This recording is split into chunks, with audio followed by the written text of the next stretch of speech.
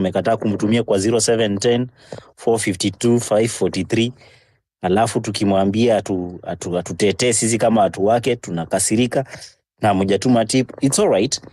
Binti, are we okay? Go ahead. Yes. Sorry, me not check up too. Okay, you guys, I want to give a lady. I want to skip the queue for whatever reason and give a lady. Tori, I know you spoke before, but whilst just Nyoka is connecting, let me just hear you again, and then that we have some gentlemen. Then I'll come back to you. So Tori, Sasa. Poor son. Okay, see, poor. I'm really offended. Let me say that. I'm not good at all. Yeah, physically I'm good, but mentally I'm crazy. So, KOT. Yes, Jambo. I have a question for you. I was in the space where we were talking. Okay, you were conversing about the youth and the constitution, and I want to pose this question to you. Do you think since the members of the National Assembly does not implement the constitution with the people of Kenya can apply to it according to what they are supposed to do in chapter 9 article 144? Like, do you think we can do it, or it's only National Assembly who are supposed to do that? German. I think the constitution under article 1 inatupatia sisi power. Honestly, I'm not speaking, I've never been an advocate anywhere, I've never been a lawyer, but I think the constitution also give us power to exercise. Yeah, just in case the people we send. The reason I asked, the reason I asked, it's because that chapter or article, it talks about how the president, I think, how Ruto can be taken or can be gotten rid of from power because he's crazy, like he's mad. We can all see that he's literally mad, insane, and the National Assembly, a quarter of it, like the majority, if they vote for this person to go, like for that, it can be done. But now the problem is that these people in the National Assembly, they have been bought, all of them, they have been like hongward.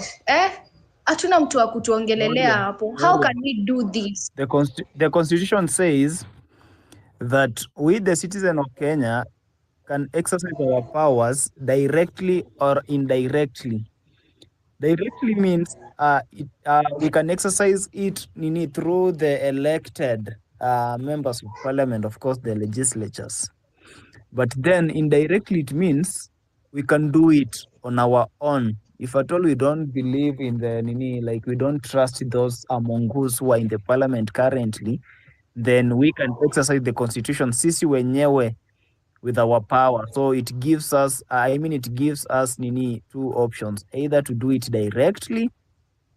Directly is by us doing it, then indirectly is by those people who elected kama the members of parliament, they do it venye sisi wenyewe tunataka. So yeah, we have those two options, I think. Nice. And so if niambie they work out directly sasa. And so if the parliament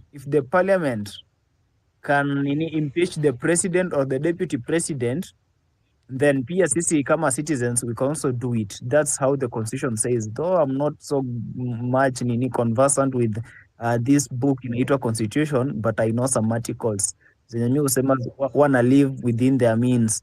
Article 1, Article 37, hizo zingine wanapitianga juju. Okay, thanks. And let me answer this actually. Hakuna venye unaweza chukua maembe ukule upate imeoza then udondoe kifego urushe maembe na ubaki umeka kifego hapo, haitakusaidia. Utarusha tu definitely maembe yote, part ya matunda na kifego. Hakuna haja kuweka kifegoroto ama nini hapo, unatupa tu yote. So ati hapa tuna impeach Gachagua ama what? Hiyo takataka tupa yote bana, ni takataka, just sweep it away, all of it. Alafu naona like wameplan ku-export another people in sijui polisi wengine wajinga wapelekwe Haiti. It's so stupid that watu tunawapigania, watu wengine wanakufa, then wana export watu kuwapeleka Haiti. And the statement yenye Kindiki alisema, in fact this man anafaa akuje ni kukuja mbele atujibu maswali zetu because ni mingi. The statement he gave, it clearly indicates that they hired people to come and infiltrate our maandamanos and kill people. Kwa sababu ukisema kama si polisi, who did that? Si wao wanajua. I think he should be held accountable. And okay, I have a statement that I'm gonna make. I know it might sound a bit weird, ama sijui, but let me just state it. I stand to be corrected. Where are we headed as to Kenya? Like, okay, I was talking about unity, and it came to my understanding that if we want to prosper in this thing, we must hold ourselves, our hands together. So this means what? Like, watu kama kina sijui Wamalwa, sijui kina nani, if they request to join us, we should give them that chance, but they should not come to make decisions for us. Let them join us because we are fighting the same enemy. Instead when they were from party yao upate wana fight huyu na wanatufight sisi, tunawafight na tunafight huyu, itakuwa ngumu kwetu kuwin because wao wanajua tactics za politics. Sisi ndo okay, nyinyi Gen Z sahi, nyinyi ni wachanga, like let's not avoid the millennials and the generation X. So me, I was suggesting that. I was thinking like, kama wanataka kukuja, like tusiseme ati atuwataki juu ni politician. Let them come as long as they are not gonna kukuja kutuwekea rules. We do things on our way. Me, hiyo tu. Asante Toria. By the way, let me add on to what KOT said. Article 3, defense of this constitution in Asama. Every person has an obligation to respect, uphold, and defend this constitution. Alafu it goes, any attempt to establish, who's that with their mic on? Isaac Walela, please mute your mic. Please mute your mic. Thank you. Please mute your mic. Thank you very much. Then, can I vent a little? Huh? Like, let me vent a little. It's somehow like crazy. We have, wait, hizo mnasema dress zinatengenezwa zitavaliwa na kina nani? Because me, I'm wondering, hizo mnaita sijui national dress zinashona na 100 million. Like, it's crazy. We have tuko na pesa ya kushona sijui national dress, tuko na pesa sijui ya, like Ruto's government imeskwanda pesa yetu kabisa, then they come to tell us wanataka kuleta Adani ikuje itengeneze airport. Mbaba alikuja akaeka sijui ni furniture kwa hiyo boma yake ya State House za 1 billion. Like seriously, viti ni kama oh my god. Hebu tukuange realistic. Sisi we are overspending, like expenditure yetu, okay, expenditure yao mimi siko, expenditure yao ni kubwa, lakini wanataka tu wanaboro pesa, wanatufinyilia. Sasa wewe nguo za 1 million surely 100 million kaifafa, na unasema tukuja ati tu Adani wakuja wajenge airport. Sio 100 million ukiongeza na ile do ya 1 billion ya viti, na hii ingine yenye amelipa ma MP 400 million, na sijui hii ingine ya students bana, hiyo ni combination tosha ya kurenovate JKIA. Mbona wako nufala hivyo wa resonate? Like e-government, the problem is that Ruto ndo ana control everything kwa e-government. Sijui kutoka kwa legislature, judiciary. Like, I'm fed up. I'm really fed up na e-government. Sawa tu.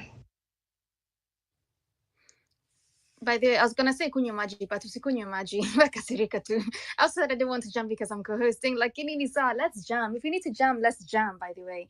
So, like I was saying, Constitution, Article 3 inasema every person has an obligation to respect, uphold, and defend the Constitution. And if you establish a government otherwise not in compliance with this Constitution, then that is very unlawful. So, sijui ilikuwa jana KOT, I heard you saying ati watu wakishuka wasiende home waende jela za Kilifi or something like that.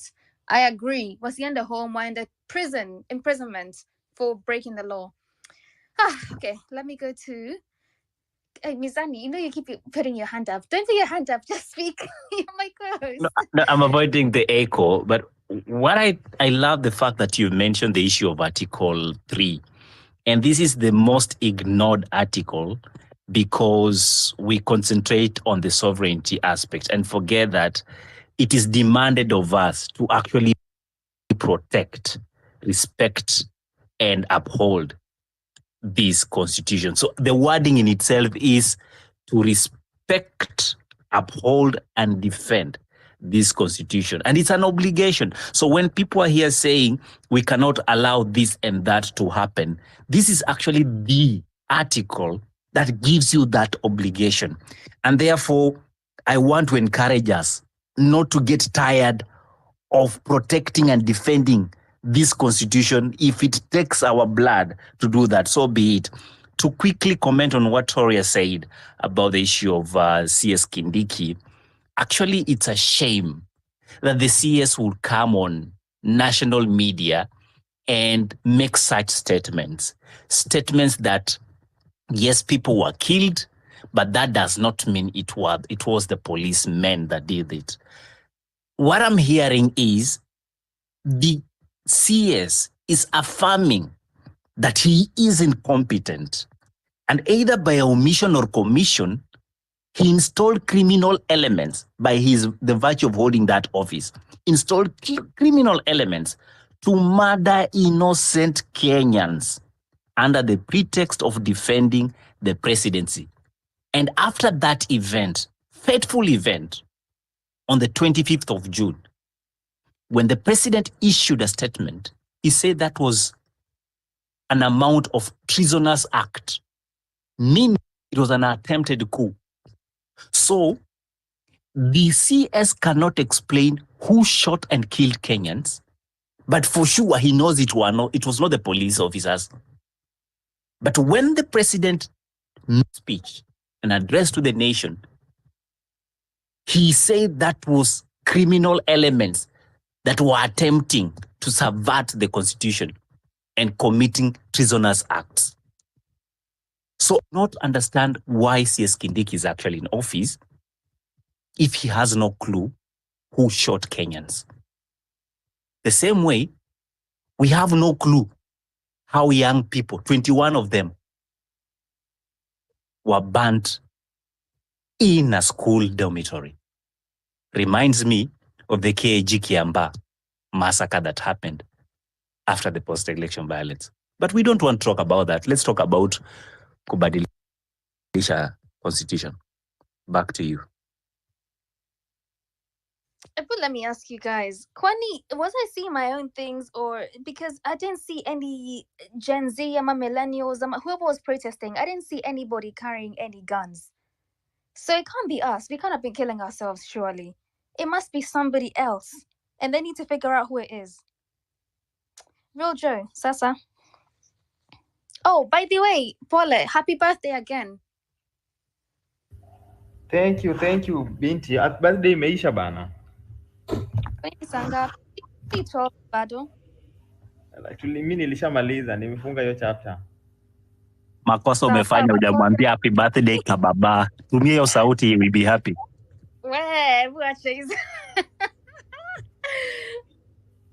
Anyway, I just want to pick it up from where Mizani left. I mean, the CS interior is so incompetent. I mean, it's not even us who are saying he's incompetent. When the president was dismissing his first cabinet, he said he dismissed them on grounds of merit after performance appraisal. That means they did not perform up to standards that they had tried to review. And therefore, he found that the cabinet was not fit to be in office. But as we have all articulated, we are dealing with a madman. So he had to return them back. You see the madness we are in. Kindiki has never been able to explain anything in this country. Deaths in protests, he's saying it was not police. He's not been able to explain deaths Zakware. The guy that they said as suspected the guy they caught as a suspect in Kware, prison break. No explanation. Deaths, children burning, no investigation, no one arrested, even despite the fact that already preliminary just investigation showed that the school did not comply with several rules that were set, because Asons were there previously. During Matiang'i time, there were times that there were Asons, and they set up rules on how dormitory should be there. This dormitory had how many students? Did it have all the doors, the emergency exit and all those? Did it comply with all that? Nobody has been arrested. Nobody is being questioned. And that's the Minister of Interior. Again, today, na soprano yake kuja kusema, nobody the police did not, we cannot really rely on the information from this regime. And I'll tell you what, these people are mad. We are dealing with mad people. I want to weigh in on this issue, Rigathi Gachagua. As I've said before, when your enemies are fighting, let them fight. Let them kick each other, support them, cheer them. Let them continue fighting and strangle each other. Let them cancel each other. I really don't care. But I've heard sentiments from previous speakers about whether it is right to only impeach the DP and leave the president and things like that. It is very right to reason in that line. It is very right, even though the constitution is very clear on the roles of the deputy president and the roles of the president, and how both of them can be impeached. Actually, I've heard also sentiment. Someone once said that the deputy president is not elected, is selected. No, the deputy president is actually considered elected as per Article 148, election and swearing in of the deputy president. In fact, the candidate who is nominated for deputy president should have the same qualification as the president. That's what the constitution talks about. So whenever you're nominating a deputy president, you're nominating someone who is having the same qualifications to be a president. That's what the constitution says. So when we Kenyans are concerned and say that why are we talking about impeaching only the deputy president and not the president? Because it is the president who has violated the constitution. He has conducted like a massacre to our constitution, let alone killing innocent lives. He's also dragged our constitution on mad. This president has literally contravened every chapter of our constitution. Every chapter of our constitution. I'll tell you what, this president does not actually, I don't know whether he has, I'm always very disturbed when I try to reason around this president, because I assume someone in the stature of a president has very, very many legal minds around him who need to advise him on various issues here and there. Basic issues, basic things in this regime, they have never been able to make a constitutional decision. Never been able to make a constitutional decision. Why? Because of simple things. Public participation. Public participation. If you look at Article 129, Principles of Executive Authority, it says executive authority derives from the people. Everything that you do is supposed to derive from the people. That is the authority. And the Constitution says authority, executive authority derives from the people. Article 129, everything always derives from the people. Everything is revolving around the people. I'll tell you, we are dealing with someone who thinks he knows it all. He thinks he knows it all. Andrew Carnegie said that no man can make a great leader who wants to do it all himself and to get all the credit for it. He wants to always do it.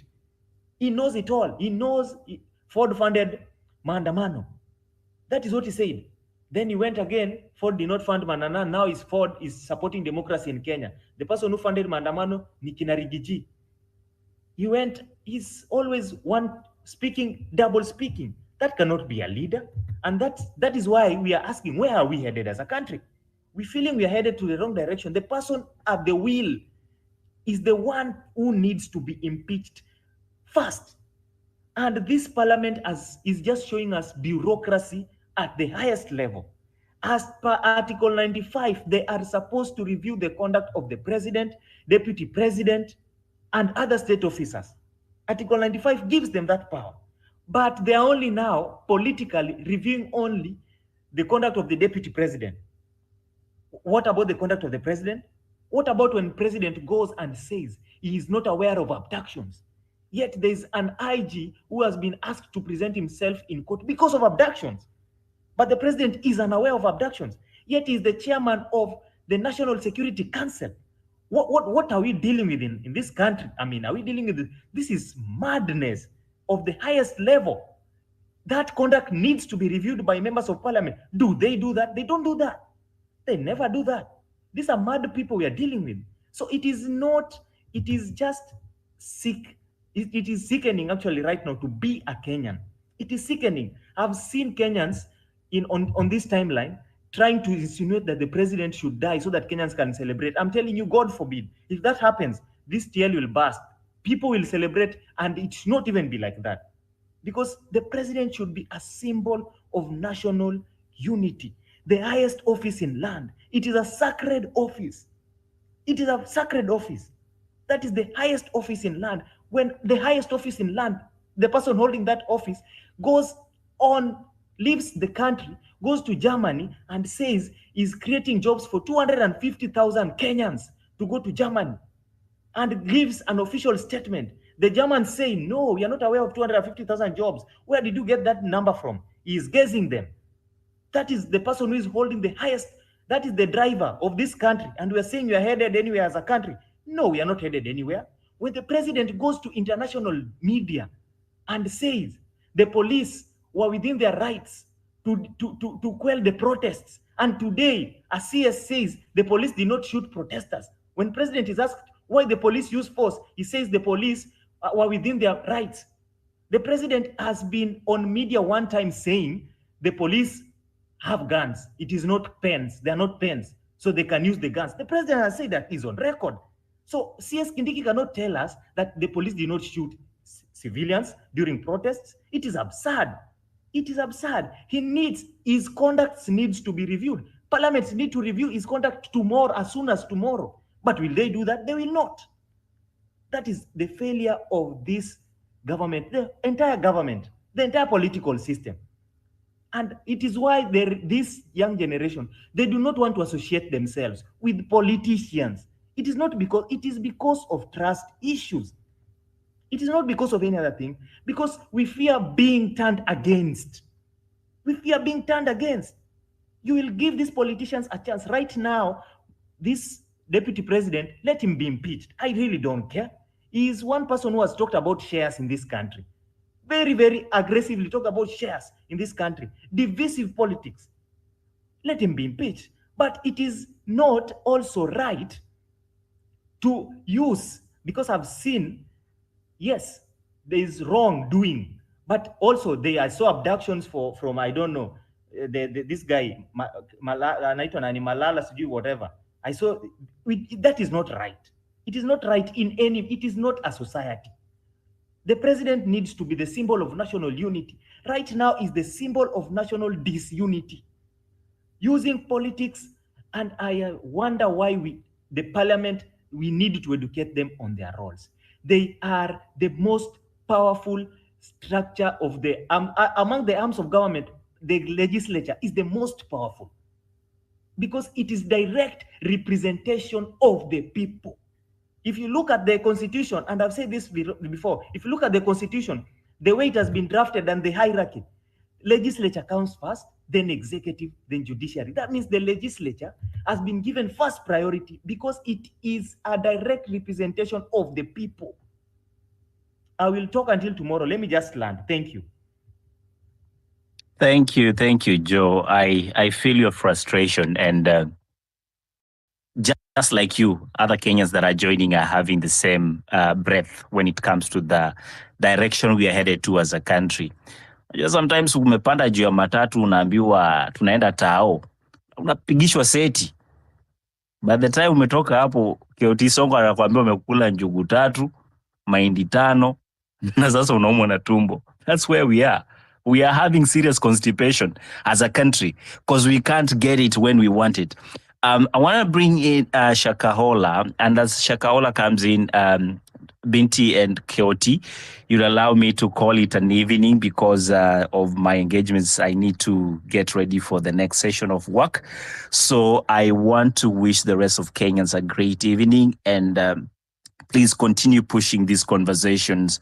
They might not make sense right now, but I can promise you they do.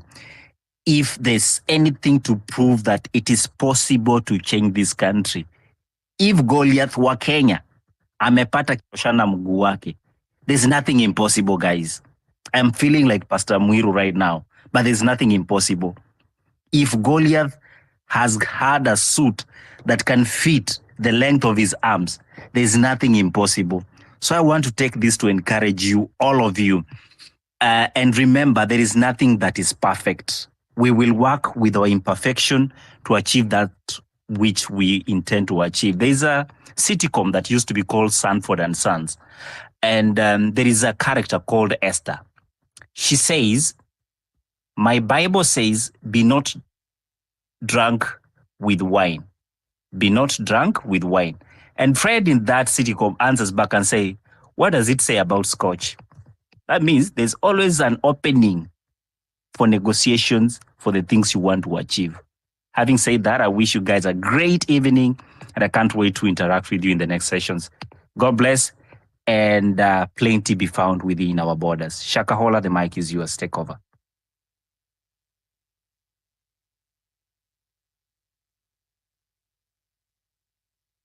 I don't know if they can hear Shakahola. Before they even come on, thank you very much, Ila, for your contributions, for joining us. We may inject kabisa. So thank you very much. Always welcome to this Sauti ya Mwananchi space, hosted by your very own KOT Sonko, aka Marvin Mabonga. Guys, we don't want this space to drop, so use that number up there in the what you call this thing, the title 07104-52543. So please, let's support our brother as he allows us to have this conversation.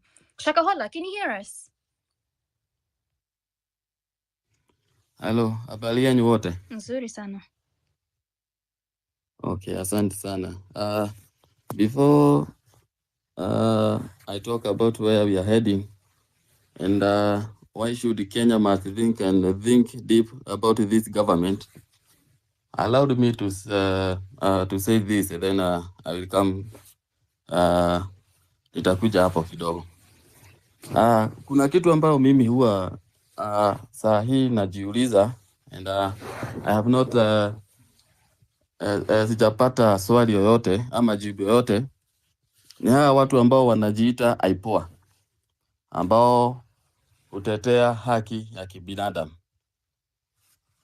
These people, and I think Binti and KOT and everyone who is here might go and find these people. Tujue shida yao iko wapi. Wajibike kwa kazi yao. Kwa sababu, now see, we have the guy who was beaten by police in a university. Hawakuongea. Everything is happening. Watu waongei. Why can't they come to us being briefing, waambie wa Kenyans, tumefika hapa na hapa na hapa, hakuna kitu ambayo tunaambiwa. So what we need to do, waitisha maandamano. Those people there, hao watu ndio ambao sisi tunaangalia.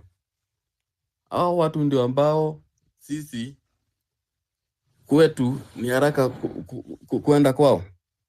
Why can't they come, waambie wa Kenya imeshindikana hapa na hapa, now Kenyans wacheni sasa tuitisha maandamano and we go for it, right? Now what we are whatever we are, Kenya ambacho sasa kinaendelea is whereby we are living under the government that uses intimidation, disobeys court order. You know, right now, Lutos wanatumia excess forces, and they are fix everything with the laws. Hawafuati sheria. I mean, we can't have laws to serve different classes of Kenyans. Kenyans must think deep about this government. Asanteni sana kwa hayo tu.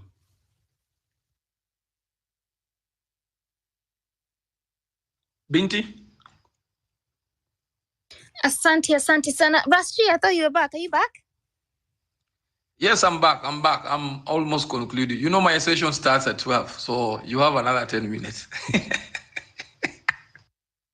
sawa. Thank you very much, Shakahola. Alafu, sorry for the wait. I know you were there in my DMs asking me, CJ, when you can speak. So asante sana for your contribution. I want to go to Farah Alafu KD. Hey, Farah, by the way, you know you are one of our soldiers, one of our dedicated Tati Mananchi soldiers. So Sasa. Salama Binti, can you hear me? 100%. Firstly, my words of advice: never use Ugandan Airlines ever in your life. Anyways, tukiendelea from there. Secondly, I'd like to say is wajinga nyinyi. Wallahi sisi ni wajinga. How our attentions have been shifted so easily from that which that matters. From the Adani deal, from the SHIF. Tuko hapa tunaongelea wapuzi kama kina Gachagua. Are you people mko serious? Wajua kuna kitu Redemptor alisema the other day nikacheka, but it has actually turned out to be true. Wakenya tunapenda vituko. We are only there for the incidents. We are only there for what is trending. We can never hold a course from the beginning to the end. Hizi akili ndo mnataka tutumie kubadilisha nchi. Let's be honest with each other, kuongea ukweli, because tunakaa hapa discussing people who should be totally irrelevant to us. We should be planning and chartering a new path forward. Hawa kina Gachagua, sijui kina nani, sijui nani atakuja kukaa na nani. It's irrelevant. Completely. And the fact that you people are here discussing them is the only thing that is keeping them in relevance. Tuongeleeni solutions. Let's come up with ideas to blockchain, like unajua, like how we were discussing things initially. We've gone back to factory mentality. Sijui nani anatoa nani. WhatsApp group ngapi wewe mwenyewe umetolewa? Honestly, how does it concern us? We are literally playing into their games whereby we are being distracted from what is important. Tuko hapa tunapiga makofi, ametolewa, sijui nani wamegusa mlima. Let's be honest bana. Where are we headed to as a country? That is the question that is up there. And that is what we should be discussing.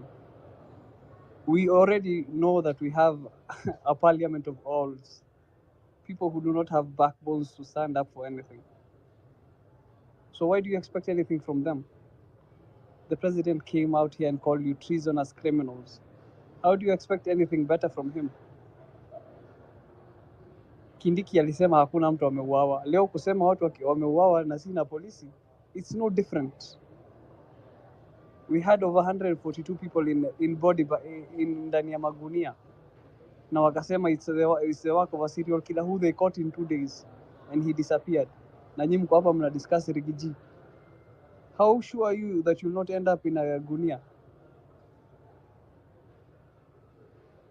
Let's start holding institutions to account personally. Kama in NIS, we write a letter to the head of NIS in his personal capacity. Kama ni DCI, you write a letter to the head of the DCI in his personal capacity. Mambo sijui ya Rigiji, sijui ya nani, walai ni kama tumekuwa chama ya mama hapa. Let us focus on what's important, please. Thank you guys.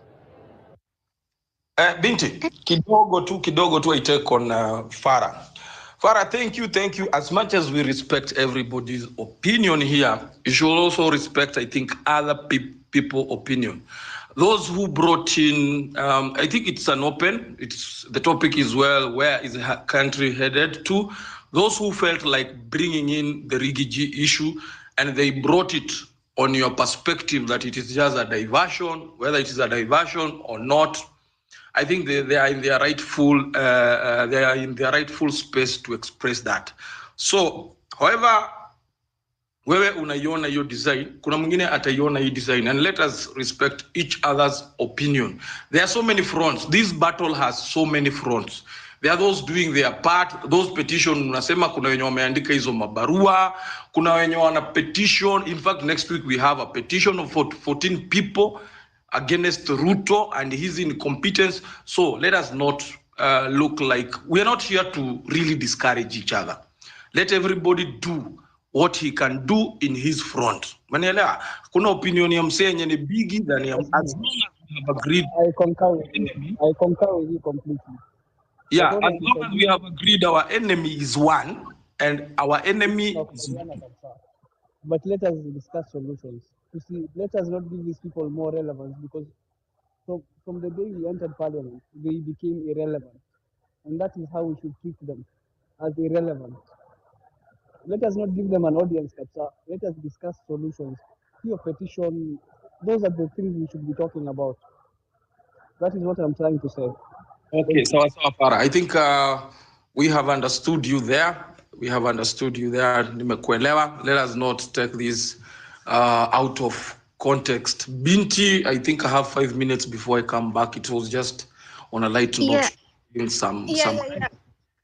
yeah. Farah, before you leave, I've got a DM that you need to get in touch with Mizani 254 on the 2025 conference. I think you'll know what that means to you. So yeah, just get in touch with Mizani 254. I laugh for us, Jamie. I think you might hate me because I'm about to bring somebody that's also gonna tell us the same thing. So KD, sasa. Niaje? Poa, tukalalaje basi. We, Farah is we Farah kwanza ushike kwa hiyo ngamia unaiba notes za watu. You have to step down. And I think what Farah is saying is very, very true. It's very true. Now, I'll start by saying this. And please, msinibebe vibaya. When you get on a space, kuna watu aina tatu.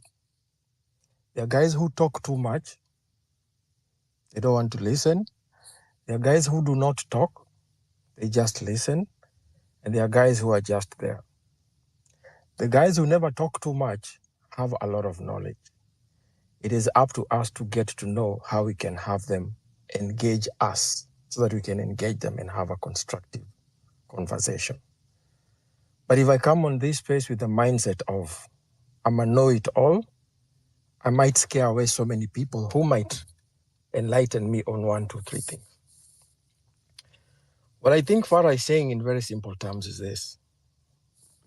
Don't for one reason think you're the only person who stays up until 12 o'clock having these midnight meetings. There are those who can even do it on public beaches and very expensive hotels. That while you're talking about them, they are planning on the next move.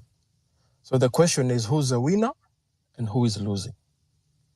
While you're discussing about what they did, they're thinking about what will we do. So you're looking back, they're looking 10 times. And if you know very well, the current regime we have, the leader is always 2 years ahead of everyone. I was sitting down today and thinking to myself, when this government took into power, they got in and they said, 844 system out. They started a new system.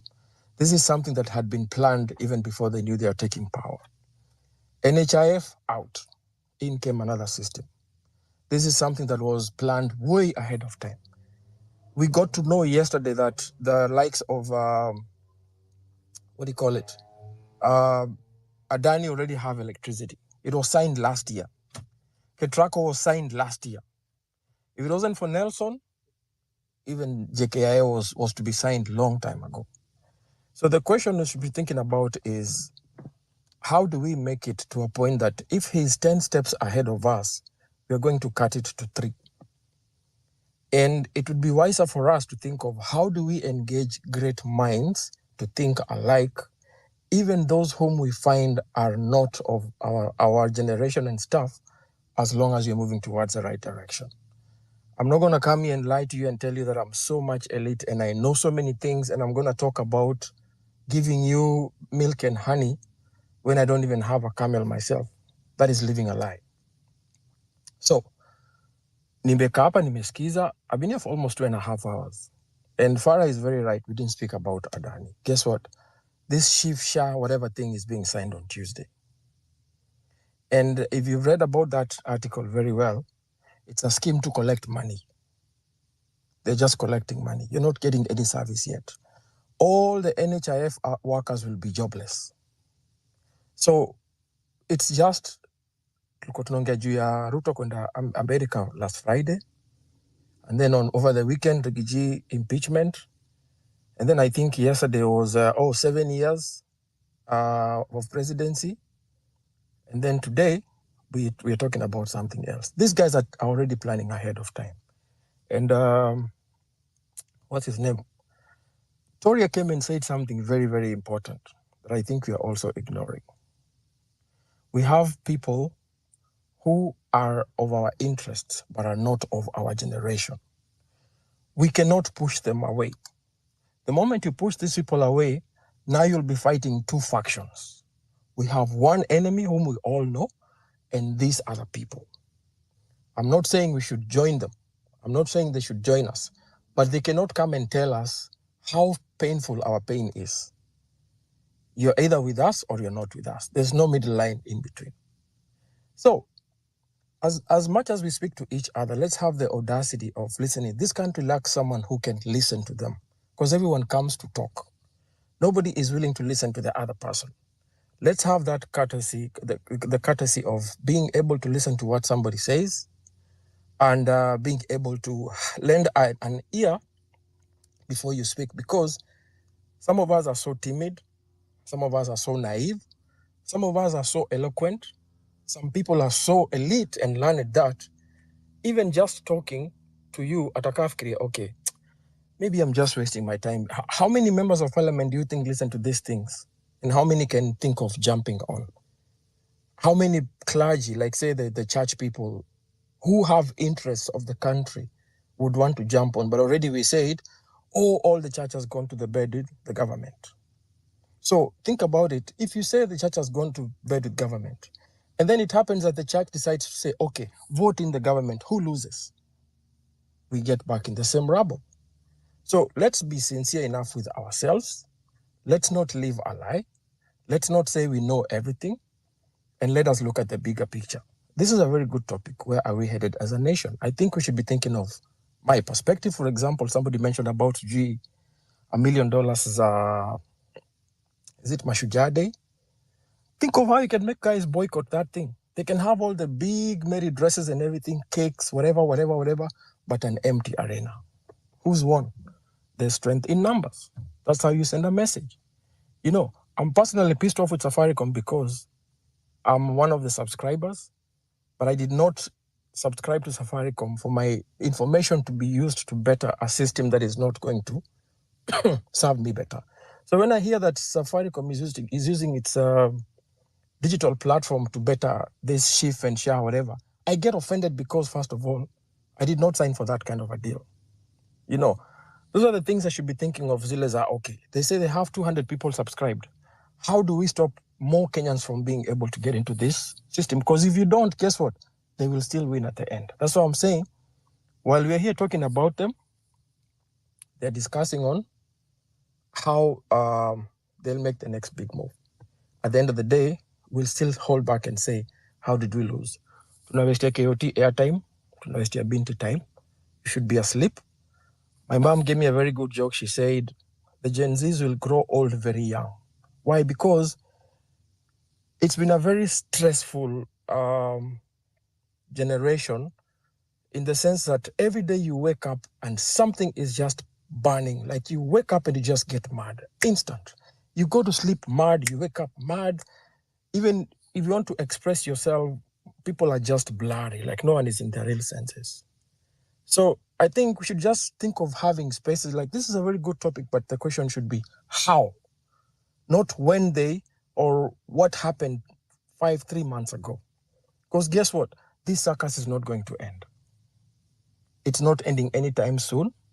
We'll still have these spaces. Morara is campaigning, or rather sensitizing the nation on everything. He has another 3 years to go. Does he have the muscle? We should be thinking of how do we make sure that the campaign he's doing will be able to sustain for the next 1,040 something days. But when we come here and talk about impeachment, guess what? Even if Rigiji goes and Minister of Insecurity becomes a VP, my Meru people, you're not going to have highways in Meru. It's not going to change anything. That's the Kenya we are in. So let's be realistic. It's It's on a very cautious note. I'm not trying to bash anyone. I'm not trying to condemn your emotions or whatever. I'm equally emotional. But it gets to a point you'd rather sleep angry than stay awake righteous. Afadhali uende umejam na hiyo hasira yako, lakini you're thinking of, okay, what am I going to do to make sure this thing never happens again? And I think that is the part we are missing as the next generation of this country. Thank you. Well, you know, I hate going after you because you just put points and I can't rebuttal. So you at least like sometimes act like a fool so I can say something after you. But Shauri yako. I agree with everything you just said. By the way, you're right. Sorry, I did mention about Binti, before KD disappears, yeah? Before KD disappears, you know, KD will always hit you with some reality. Can you maybe uwezi taka kukasikia, unaelewa? He has always done that. But maybe this one is to KOT. This one is to KOT very directly. KOT, what are we missing? I know you have combined a lot of points up. What are we really missing in this movement? Kuna jamaa alikuwa ameongea hapo akatuletea tu point nini this what are we lacking as a united front? Front moja yenye iko united. What are we lacking? Can I say We are lacking something? Let me direction. say something before he goes. Let me say something before he goes. We are lacking direction. Who wants to say something before he goes? KD? Yes, please. Yeah, KOT Pole. Before you even talk about direction, the first thing we lack is the will to listen. And I will say that so many times. This country needs someone who can listen to them. The problem is we all want to talk. I'll give you a very perfect example. And let's just use this as a statistics right now. It's not going to cost you not even a single dime. Kama uko kwa hii group sahi, ebu repost tu sema, hii space iko on sahi. And then KOT, do your maths. Check on the number of people who are on this space. How many people will actually hit to that? KD is a nobody in this country. Who am I supposed to? And we are here condemning, saying, oh, the what do you call them? The opposition leaders went to Mount Kenya and the people were cheering to them. But guess what? Let's be sincere. If any member of parliament came on this space right now, if we are 1,000, we'll end up being 100,000 because we all follow that whatever. We will all follow that direction. So just remember, when you point someone with one finger, you're pointing yourself with 4 fingers. That will to listen is very, very important. And we are a hypocritic generation because when this space started, we had a lot of humility in us. Everybody was willing to listen to. This space used to have like 60,000 followers, listeners on a night. What happened? Ilifika mahali, some dwindled out, some felt like some have called them names, some have profiled them, unajua ase ni mahasla tu, and stuff like that. Some feel it's a waste of time.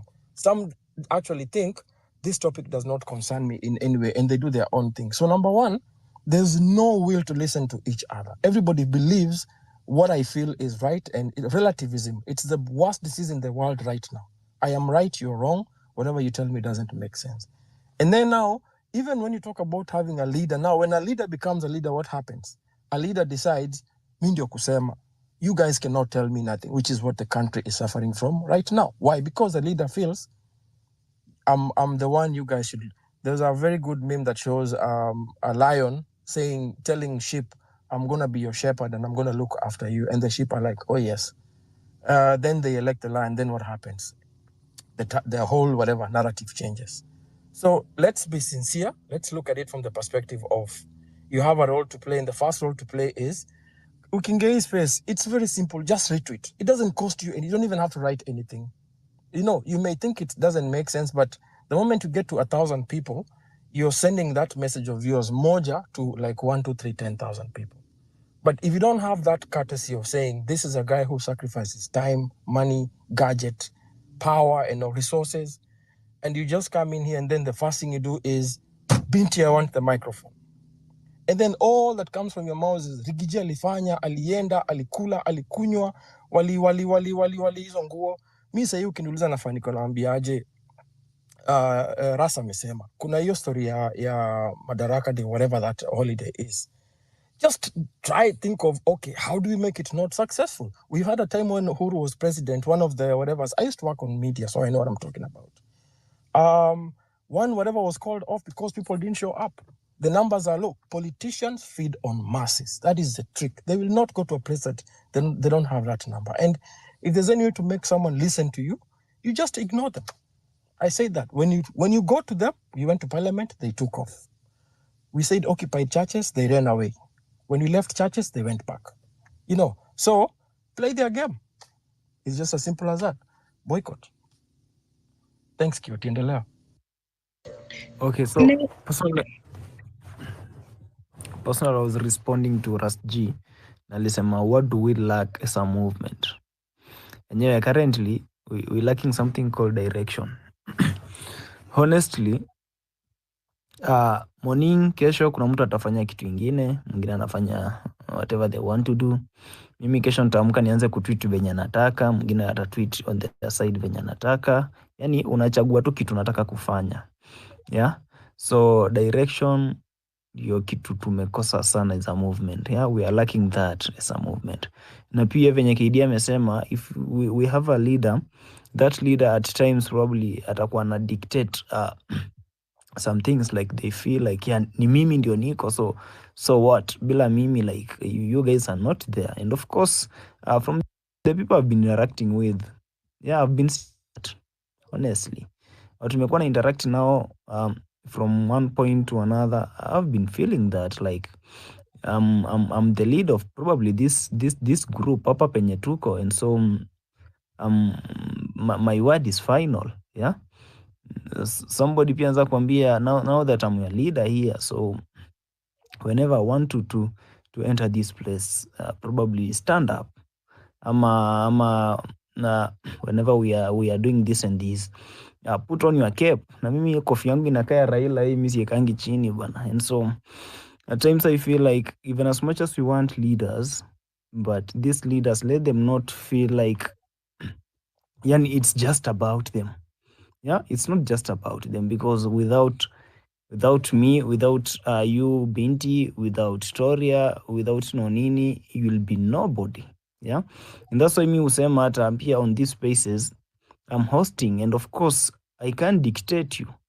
Yeah, because you are the one who is making me having this space here. Kama sio wewe, then si afadhali niende nikae huko nijiongeleshe. Yeah, ama kama sio nyinyi, maybe nataka kuongea na Binti peke yake, sinimpigie simu tu tuongee huko. Yeah, and so at times I always feel like when we are in a congregation or a certain place, and probably you have been given that mandate to lead that maybe a certain group, don't feel like you are more superior than them, because without them you are nothing. Yeah, hata commander wa polisi bila polisi wale wadogo, he's nothing. And of course he has to respect them. Yeah, he or she doesn't have to feel like they are more superior than the others. And so mina sema, we are lacking direction, but if we'll maybe have people to lead us, let those people lead, knowing that without whatever happened on 25th June and the consecutive days, without those happenings, they wouldn't be there. And so let us respect each and every person. Let us value them. Let us not feel like a certain person, maybe you are more superior than the other guy. Hiyo ndo kitu pia unapata. Even this movement imeanza kurudi chini because we had some people, probably they felt like it's just about them. Yeah, without them probably mimi siwezi fanya anything. Maybe wewe hapo Rasji, you won't do anything. Maybe Nonini hapo, you won't do anything without them. And so you find out that hiyo kiburi, yeah, hiyo kiburi ndio imekuwa inafanya we are losing it. Yeah, and so me honestly, hata mimi mkiona when I'm going somewhere, I'm going there because nimejitolea on my own. I want to do whatever I promised you guys that I'll be doing. Yeah, mkiona nimekuja kuhost these spaces immediately after being on the space ya Citizen, It's because I promised you guys that we are going to have Sauti ya Mwananchi probably every day, yeah? And so something of the sort should not be hindering me to give you a platform, yeah? And so Mimi, I feel like direction is what we lack and leaders. But of course, from the few people I've interacted with them, I feel like at times they feel they're more superior than others, and something of the sort inafaa tuitoe kabisa. I'll be traveling all the way from Nairobi to Rift Valley tomorrow, yeah, with Morara and the team wenye wamejitolea tuende. We're going to inject there with civic education. And so hata hivyo, I've never done this. Lakini bana, kama hata uko na 100 bana, tuma kwa hiyo namba. We'll fuel our cars. You remember guys, the other day we happened to encounter whatever happened on the road, yeah? And we never thought that something of the sort could have happened. And so we found it very difficult even to maneuver ourselves. Yeah, I had to not jet back. I mean, I had to come back to Nairobi, yeah, via other means of transport. And so, bana, mimi siombangi, lakini kama uko na 200 bana, eka kwa hiyo namba iko hapo juu. Hiyo pesa yako itaenda kufanya kazi mzuri sana kesho. Iteka fuel, itafanya whatever itafanya. And of course, we'll be doing this. And I promise you guys, hata kama nitakuwa huko nje nitawekea Sauti ya Mwananchi. Hata kama itakuwa saa ngapi, I'll be giving you that platform venye nilikuwa nisha promise. And so don't worry about that. So hiyo namba iko hapo, inakuanga yangu. Useme Kioti ameanza kuomba, lakini kama uko nayo wewe sukuma hapo bwana. Thank you. Can I interject on that before you drop just a minute, like what KD has said? KOT, as much as we lack direction, I think we should bring our ideas together and have something in common. Like, si leo naamka nasema, mi kama mimi sometimes ningianga Twitter, I'm confused. Sijui ati Ruto ban, sijui nini, hata sijui hiyo ni nini. Fanya nini, sijui hiyo ni nini. We know one thing, that these bills are being passed in this parliament, and one thing, this parliament should have been dissolved after 25th, after it was invaded, yeah. So juu inafaa kuwa isha kuwa dissolved, they ignored it and they went ahead to pass these punitive bills hapo kwa hiyo house. I think we should focus on occupying that parliament, sababu hiyo ndo inatumika kupass hizi punitive bills pali hata huyo president anafaa aimpeachiwe from, lakini wamenyamaza, wanapiganisha deal zao huko. I think we should kukuwa na kitu moja kama ni occupy parliament. Yeah, tunajua ni occupy parliament. We work on that tukijua any civic education, but we wanna occupy parliament to make sure imedissolviwa once and for all. Iko our main goal. Sasa leo unaamka unasikia tunaenda JKIA, tunaenda State House, bana hata ujui unaenda aje, tumechanganikiwa. The second thing is that wanasema ni leaders, people tend to wamekuwa wamejoin hii movement na personal interest. Just because you have a large number of followers, uko na mamilioni, KOT yako na 100, unapata sisi watu tuko na watu wawili bana, hatuna say. Ni huyo mwenye ako na mamilioni akuja eke space moja, akiamua leo tunaongelea Gachagua, anaenda ni Gachagua, of which tunapea wase attention, sababu that person ndo anafaa kuwa anatusaidia kupush this movement, our agenda, because we are all advocating for this good governance. Lakini juu nataka kuwa ni kama wamekuwa na personal interest in this movement, wametan kuwa bossi, si ma leaders, si nini, able to check on that kindly. Me, I was suggesting that. Na kama nimeoffend mtu na mdomo yangu, I'm sorry for that. Haujaoffend.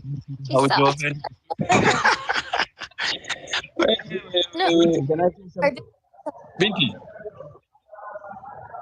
Yes. Those mics, mute those mics za wenye bado wanabonga kabla tujawape. No, Nifara. Me, I don't want to get Kalala shot again. I want to drop right now.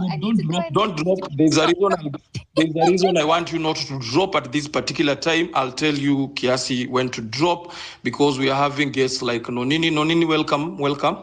I can see you on the speakers panel. Just before I forget. There's something that KD has said that is very, very, very much important.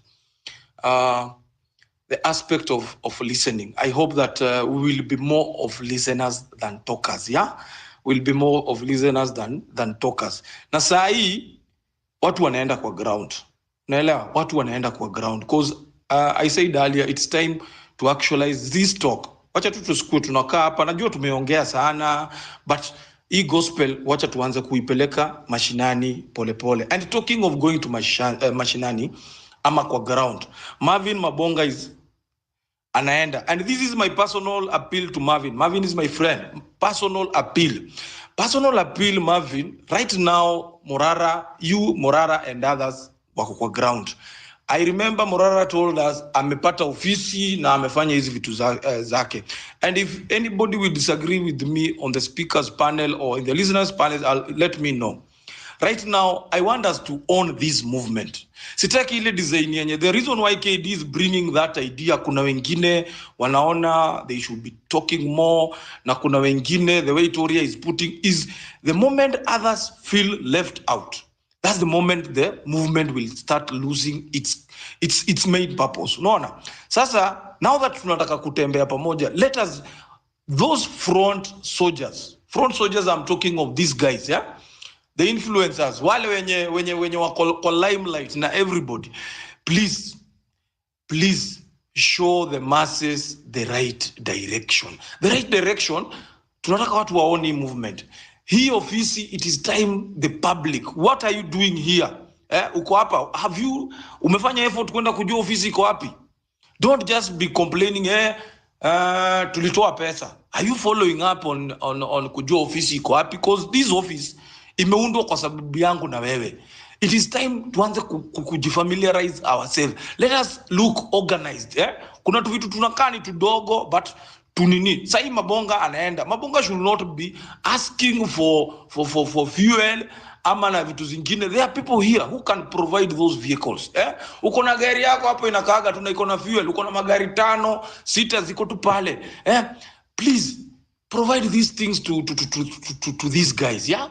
Wakati tunaenda mashinani, kuna watu najua hapa wako na free day kuanzia kesho kutwa nini. This is an opportunity for you to join Mabonga, Morara, make a convoy. You see how these politicians are always organized. Wakati wanakuja kutudanganya huko mitaani, wanakuwa wamejipanga, wamejiorganize. A whole funeral in my backyard, Nyeri. Ilisimamishwa tu, ikasimamishwa, watu wakapewa time so that people can grieve. They build a mass of people so that politicians can come to talk when their kids are dead. Sasa watu, like KD has said, they depend so much on the masses. Na si ati sisi tunakosa hiyo masses. Si nani amekuwa kienda huku na anakutana na wananchi na wanaongea. So let us do that part. Tukisema tunaweza enda, watu wanaweza sacrifice. Kuna wenye wanaweza enda hii weekend kunaenda wapi? Kunaenda Rift Valley. There are guys in Nairobi here who are fed up with Ruto and they come from Rift Valley. This is your chance to accompany Morara and Wakina Marvin and then Rift Valley. Spread that gospel. That's how our parents now watakuja kujua Ruto ni nani. Please, that's my humble appeal to everybody. Anyway, going forward, as I prepare to bring in Nonini, and Noni, thank you. We saw the latest track that you did, and thank you so much for honoring our fallen comrades.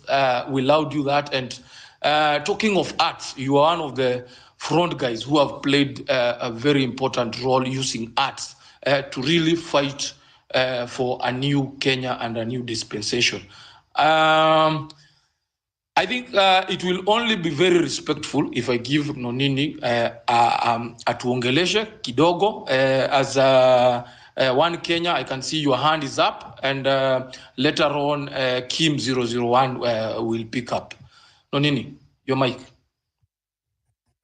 Yeah, thanks Ras, nashukuru sana. Big up Binti, big up KOT, Toria, kila mtu hapa Fara na wacheki. Mwaga nasikiza tu kimya Mizani, I see you as well.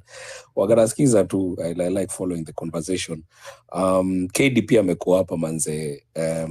First of all, I'd like to tell guys, do you guys know who KD is? KD is a legendary DJ hapo Kenya. KD ndio alianzisha hii mambo ya scratching even before this new DJ started. Na alikujaga yuko tu mahali tu ku US. Sijaona KD for a minute. but hii movement ili bring KD, nikaanza kuona KD anaongea, na kuna malimi na KD ati tulibonga tukasema yo tuanze kuongea. It was just organic. Ye mwenyewe aliona what's happening and he started speaking out, same way as mimi tulikaa chini nikaona what's happening and I started speaking out. So hii movement yana nataka tu ku encourage leo, don't feel like ati there's a leader ama kuna mtu lazima kuambia vile utafanya, ama kuna mtu atakushow how you're supposed to talk about bad governance and corruption to call it out. Hakuna mtu anaweza kushow hizo vitu. Hizo vitu zinafaa kuwa personal. Wewe mwenyewe unafaa kuona hii kitu haikai fiti na mimi. How this country is being run is not feeling well. It should be a personal thing. Ikiwa personal, then hatutaja kuzusha ati kuna leader, kuna mtu sijui analipwa ndio afanye nini, because you're not following. Wewe follow mtu, you're not following anyone who's telling you what to do. It's about how you feel. Wewe personally kama Mkenya unafeel aje? Do you feel the country is being run well? If you feel that the country is being run well, then well and good, unanyamaza. If you feel that it's not being run well, then well and good, unaongea. It's a personal thing. Before niendelee na make point yangu tu real quick, then I drop. Binti namsikiaga sana kutoka UK. Jana nilisikia kuna mtu mwingine UK aliongea. Just wanted to ask, kwa nini watu wa UK mko na kasauti kadogo aje? Atode mwa jana aliongea alikuwa na sauti kama ya binti kabisa. So big up also you guys out there. Yeah? I know exactly who you're talking about. Her name was Yeah, sounded like you totally. Nini anataka kuitwa kababa? Hapana. So leo nimeona kitu mimi imenijamisha kidogo, na again sijaona tweet ya mtu akitweet ndio mimi niiseme. As in, I was just watching the news and seeing what's happening, and I saw the church held a press briefing. They held a conference with the media just to call out wakichangia mambo yao watu wawili wana fight. Really? It caught me off guard. I was like, what the hell is this? Abu, hawa watu wanaweza piga press conference kuongea mambo ya vita yao watu wawili, but watoi wameuliwa Kenya and they never not even once called a press conference. Those are the things we need to call out. Personally, mimi nimefeel vibaya na nikaiandika. Unaelewa? It's a personal thing. Sikuwa nangojea Morara aseme, ama sijui nangoja nani aseme. No. It's a personal. It's wrong, bro. It's wrong. Na ukirudi nyuma uangalie how church imekuwa used to control politics everywhere in the world. Unakumbuka millennials ama hata labda Gen Z pia wali experience hii kitu. Chuo tulikuwa na hii kitu tulikuwa inaitwa CU. Mko mnaekewa CU. Yani mmeanza kuingizwa mambo ya church tangu chuo, imeanza kuwa programmed in you tangu chuo. It's been used to control people from school, alafu inakuja mpaka ina affect watu in life. Hiyo CU ilikuwa inaekwa hapo ati lazima muende CU, sijui muimbe. I have nothing against God. Mimi niko na personal relationship with God. Pia again hakuna mtu anaweza ni show venye mimi nafaa kuombea Jaja. Unaelewa? Jaja ni mwenyewe nijue niko na relationship gani, na nikiamka daily I can breathe in and out, man. I thank him for life. Unaelewa? Hiyo ni relationship yangu, na hakuna pastor anafaa kuja kuniambia ama kuvalidate my relationship with God. Na hiyo kitu tumeanza kuinstiliwa tukiwa watoi from siku za CU. Mimi nilikuwa naingia CU just because it used to offer me a way to get out of your boarding school. Ilikuwa boarding school ingine ilikuwa Ukambani, huko imekauka mbaya. I think it was a military camp. So kuingia CU you get those umnaweza toka nje ya chuo, unajua mafankie na manini, but control started there. These churches, man, say church, there's nothing wrong with religion. Religion is perfectly okay, but kuna watu wamekuwa hapo that are staining the name of the church. Mpaka wanafanya watu siku hizi wajisikii na mambo ya religion. Watu siku hizi wamedecide wacha tu mimi nikuwe na relationship yangu na Jaja huko kando. That really like brush me in a wrong way. Na si need mtu yote aniambie. Ati I need to speak up about it. It's a personal thing. I like what everybody is doing. Hata ukisikia mtu analipwa, as long as ana call out bad governance, ana call out corruption, it's okay. You can watch their moves. The minute tutaanza kuona mtu anatry kukusway in a certain direction that you do not agree with, hapo ndo unamuondokea. Unaelewa? Kama saizi hapa KOT by morning hiyo kitu itaingia, list uko na kitu yako unaweza fanya huko, usijali. Hiyo pia unajua tukikutumia kitu hapo watu wanaweza sema uko funded. Unaelewa? Haina shida, bora you are doing the right thing. Unaget? So stop worrying about other people. What is the movement to you? What is the movement doing to you? How do you feel about it? If the other person you feel like is doing good, na hata kama anaitisha do ama amefandiwa sijui na nani, as long as they are doing the right thing according to your principles and what you are fighting for, it is okay. Unaelewa? So utakuwa confused every day ukiamka uingie kwa spaces ama uingie X uangalie, you will not be confused because you're not looking at anyone's tweets. You're just looking at what's happening in the country. And if it doesn't sit right with you, that's where you speak out. Asanteni sana for my little moments. Nimeshukuru sana. Endelee na conversation. I just wanted to encourage you guys. Movement iko strong. You can be a Morara by yourself. Morara anafanya mambo yake. Collins pia nasikia yuko huko anafanya mambo yake kwa machurch, manzee ana sensitize, ana inject. Hii spirit ya kuinject, hakuna mtu anafaa kuambia. Wewe mwenyewe tu unaifanya. You are a Morara, you are a Collins, you are the movement. Very true, my brother. Very true. Binti, as I digest what Nonini has said, unaweza Before you digest, can and you I just can go? see KD. Yes. Thank you very much. Thank you for your injection. We appreciate you always turning up. Thank you for being a comrade in this journey and for giving us our anthem, second anthem, but our anthem of I'm Offended. KD, I know you want to just go straight after that. So KD and Delaya. So, Binti, KD, just a minute. I want to request you guys to give me only 3 minutes. Yeah. There is this guy called William Ruto. He has been on CNN. Yeah. And I just want you guys to give me just 3 minutes. Musikize kidogo tu. Just 3 minutes. Everybody watched what happened in your country not so long ago. You are under a crippling debt, and you were trying to figure out how to repay the IMF debt and others, and you wanted to impose taxes which are very few and scarce, actually, in Kenya. And it backfired. People came out onto the streets. You tried to restore order. There were many people in those protests who were killed. And then you had to walk it all back. So firstly, did you do the wrong thing by sending the troops out against people who were protesting that they couldn't afford these taxes? For your information, Kenya is a robustly democratic country, and protests are part of our democracy. The freedom of people to associate and to choose what to do. And that is perfectly in order. And restoring law and order is also the responsibility of law enforcement agencies. What was in Nairobi, apart from the protests, were criminal gangs that burned down parliament, burned down the Chief Justice office, burned down people's property. Those, like happens everywhere in the world, had to be managed by our security agencies. And any excesses that may have occurred, there is an independent policing authority that investigates and takes those who may have overstepped their mandate into account. So what happened in Kenya is perfectly in order. We are trying to manage a situation. As you have said yourself, we have serious debt issues. We have a world that has serious climate conditions. We swung from a flood into a drought, and we have serious issues, and we're trying to manage and mobilize domestic resources, working with different actors. If it doesn't work, we tried a different way.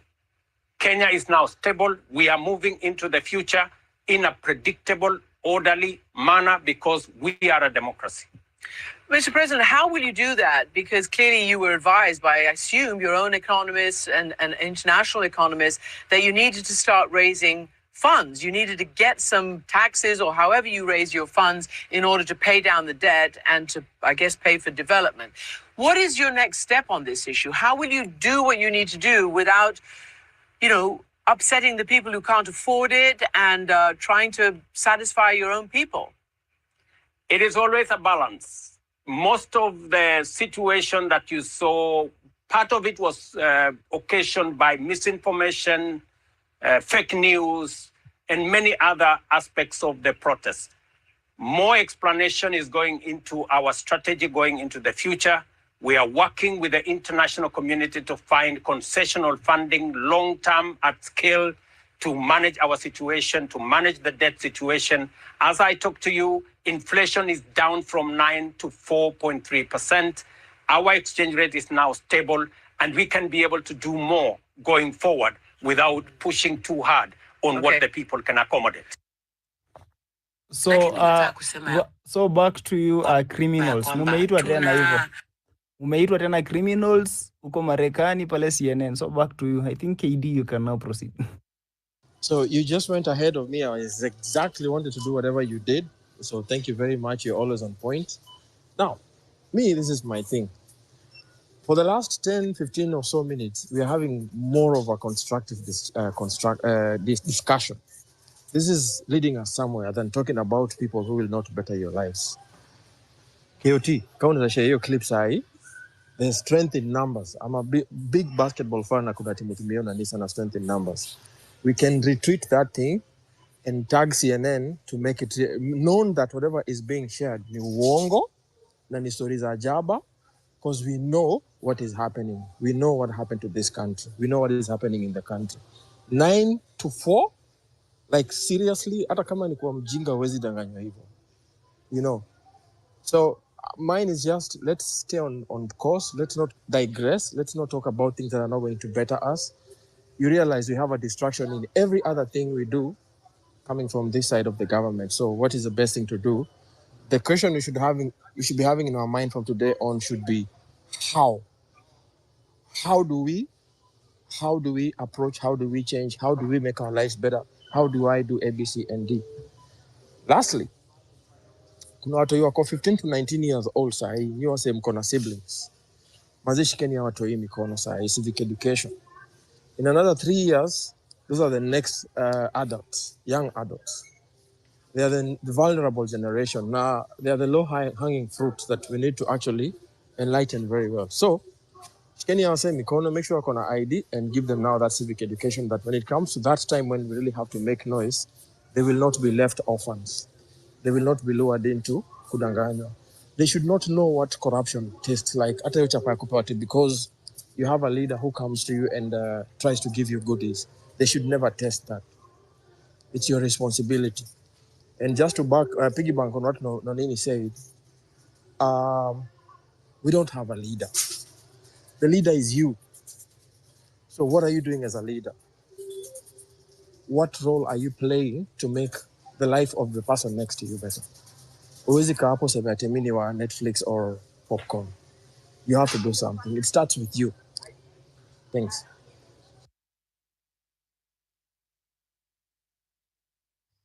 Binti? Okay, Binti is not there.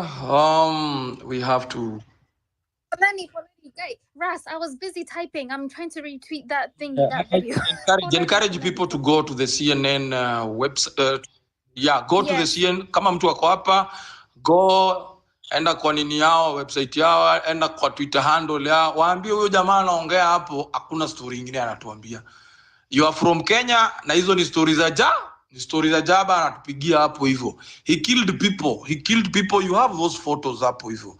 There are those photos za maandamano zenye wase wetu wamepigwa manini, tag CNN so that one thing with this guy na tumesema hapa time and again. William Ruto, the only thing ako afraid squeeze yani yeye anapenda ku create perception. He goes to wazungu, paints an image that everything is all right. Kila kitu iko sawa. And that's why unaona he's downplaying everything. Hata unaona anasema hakukuwa, it was not a big deal. It is not like the way you guys saw it. Hii ni kitu tu ilikuwa imehappen out of misinformation na hivi unaona. And that's why unaona sai currently they have to find a narrative yenye watakufa nayo. Hata wakienda huko majuu wakiulizwa wanatafuta narrative yenye watakufa nayo. Unaona sasa anakufa na narrative ya kwamba no, it was just misinformation. The finance bill was okay, but watu ni vile hawakuwa na hiyo informe. Right now we are working so it tells you the truth that William Ruto si ati amemalizana na finance bill, so he incorporated the people to come and Ras. Yes. Sorry, Ras. Yes. How? Forget about that guy. Let's go how from this point on. He will not stop. We'll expect another one tomorrow. Let's do the house now, please. Aisha. Okay, thank you, our elder. Thank you, our elder, for bringing again sanity and order. Now, Binti, who was our next speaker? And I think we need to drop some of the people so that, because we're having so many requests to kuchini na hawezi accept wengine. So I would kindly request some of you to drop so that we can accommodate others, especially if you've spoken, you allow others to come in. Especially these are now where the diaspora comes in, so many people, and I know they are very much concerned with what is happening in the nation, and they would want to listen and contribute. Kindly, if you've spoken and you feel like you've exhausted your point, you can drop, or some of us can drop you on this other end. So the next speaker, Binti, you had one? Or I give someone? Yeah, it was. Yes, it was gonna be either one, Kenya or Kim 001. They have the hands up, guys. That video, wallahi, that video has made me so mad.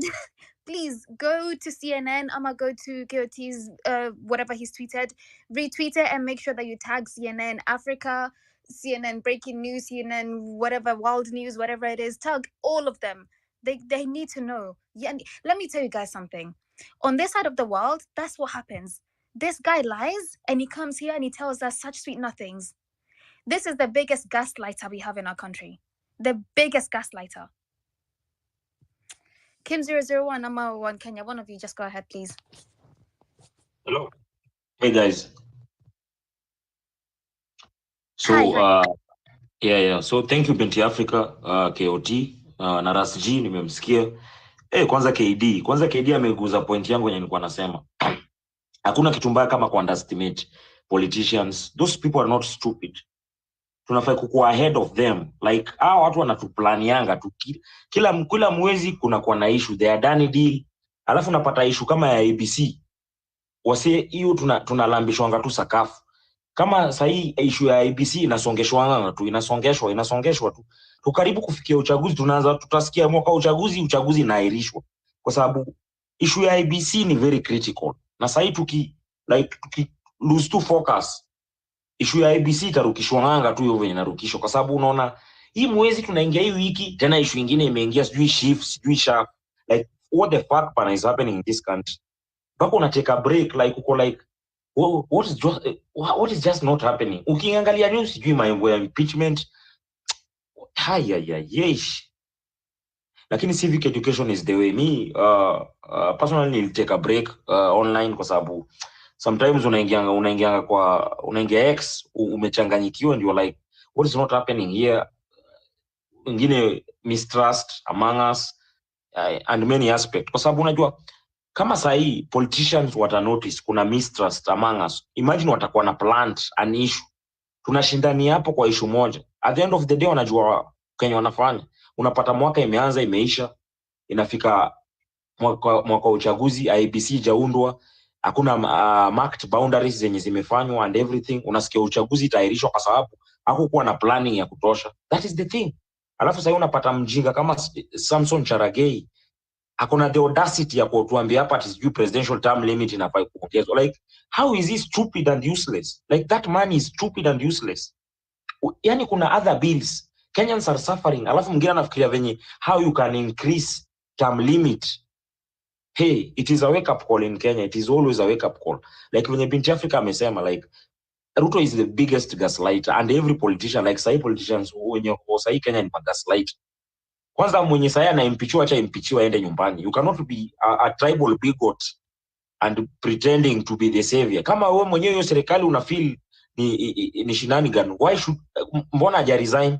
Mbona hajatuambia ni akina nani walihusika na hao watu 60 wenye walipigwa risasi kwa maandamano and more others wenye wako still not found? If is genuine, hii ndio mambo ya sympathy. Like I wish the society enye tunaishi wangekataa mambo ya sympathy. Sympathy ndio imetuweka hapa sasa situation yenye tuko. Sympathy ndio iliingiza Ruto kwa power. This sympathy politics cheap. Wananifinya, wanatumaliza, wapendi watu wetu, hii kabila nini. Hai, what the fuck man. Venye KD ameplace like amesema Ruto asha plan vitu 2 years more, like he's not stupid. Kama saya kwa USA na motion of impeachment ya huyu stupid naibu wake mwenye ako hapo sasa mwenye anataka kutolewa hapo, like he's so comfortable about it, kwa sababu anajua once he is controlling the legislature. Kenya kwanza tunafai sasa wa Kenya, kila mtu mwenye kwa space anafai kwanza kusahau we do not have a legislature. Hakuna legislature yenye exist in Kenya. There is none. Sasa ni myopic, they just cheer. They are the yes men and the yes women in parliament. Sasa bili ikiingia tu bunge inapitishwa kwa sababu hao ni cheers, hao ni watoto wa nursery, they just sing to the choir. Once their pocket iko fiti, they just sing to the choir. They cannot help anybody. Wamesha stood so low. They are very myopic, wako loud, topics zenye wana discuss huko they do not make sense. Sasa huwezi kaka hivi chini atu unaenda kuangalia kama motion kwa bunge kwa sababu there is nothing enye iko interesting pale enye na make sense kwa sababu wanaongea vitu myopic.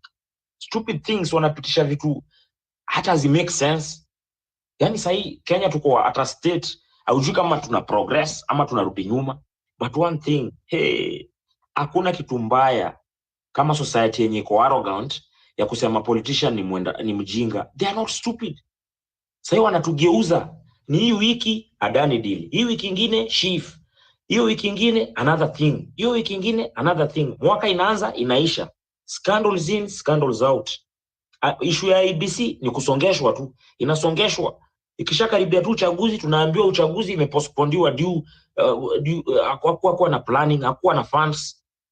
That's where we have reached. Hapo ndo sasa tunaelekea tukiangalia mchezo Ruto venye inaelekea. We are tuko pabaya.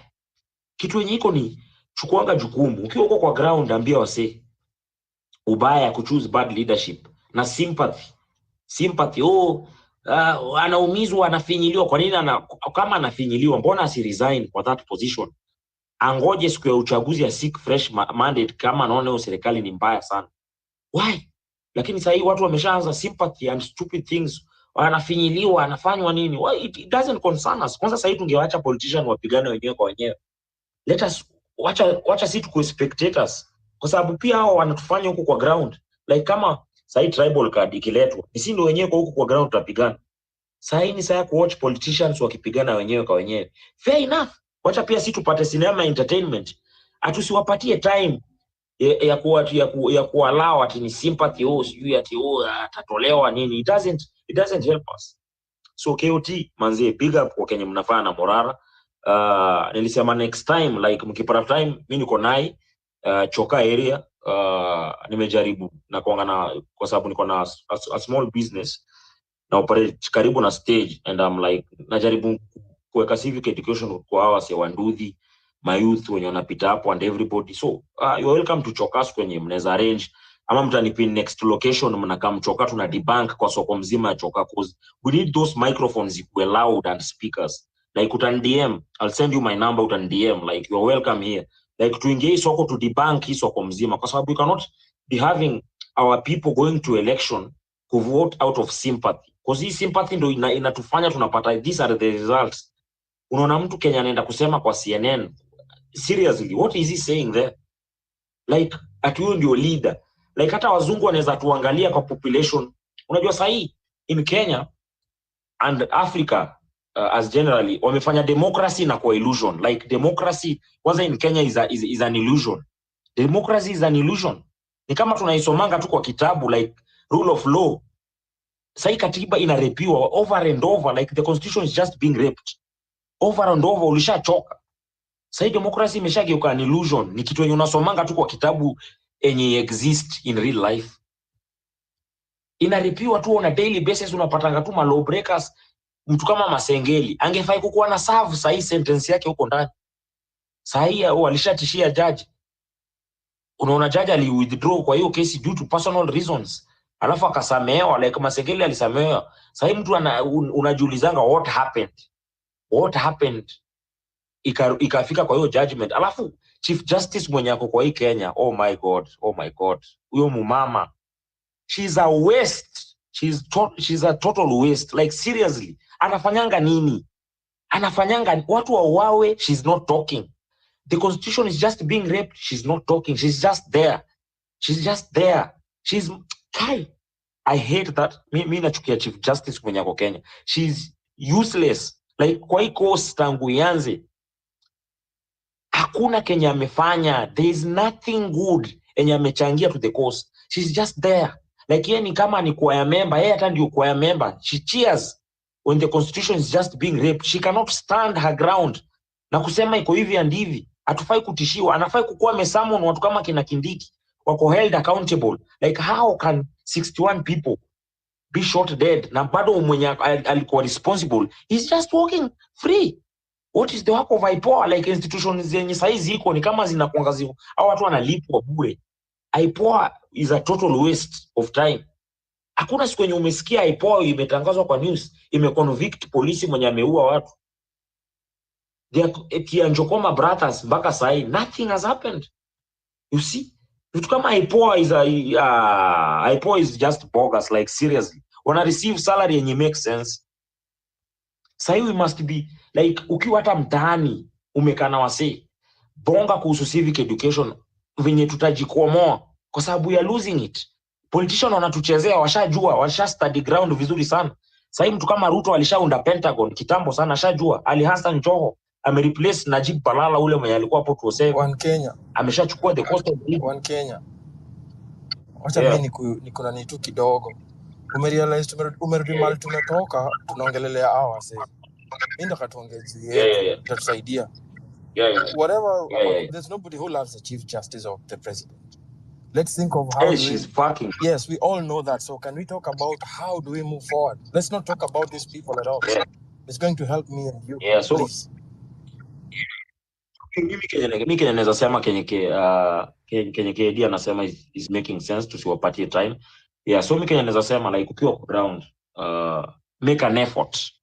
Ukikaa na 1 or 2 3 people, jaribu kuambia importance of good leadership. Hapo ndio itatuelekeza vizuri, because unapata watu wengine wanakuanga very busy struggling na life, so afuatiliangi more about election, on how to elect a good leader and everything, kuangalia characteristics, character, personality ya msee and everything. So tujaribu ukiwa ground, just talk more. So mimi niko Choka, like I'm based on Choka, Nairobi. KOT karibu, mtanitag, like mimi ndatuma namba yangu. I like to join the next trip. Alafu to organize pia huku Choka, like kwanza huku kwetu pia kuna a lot of work to be done, because tribal are very active.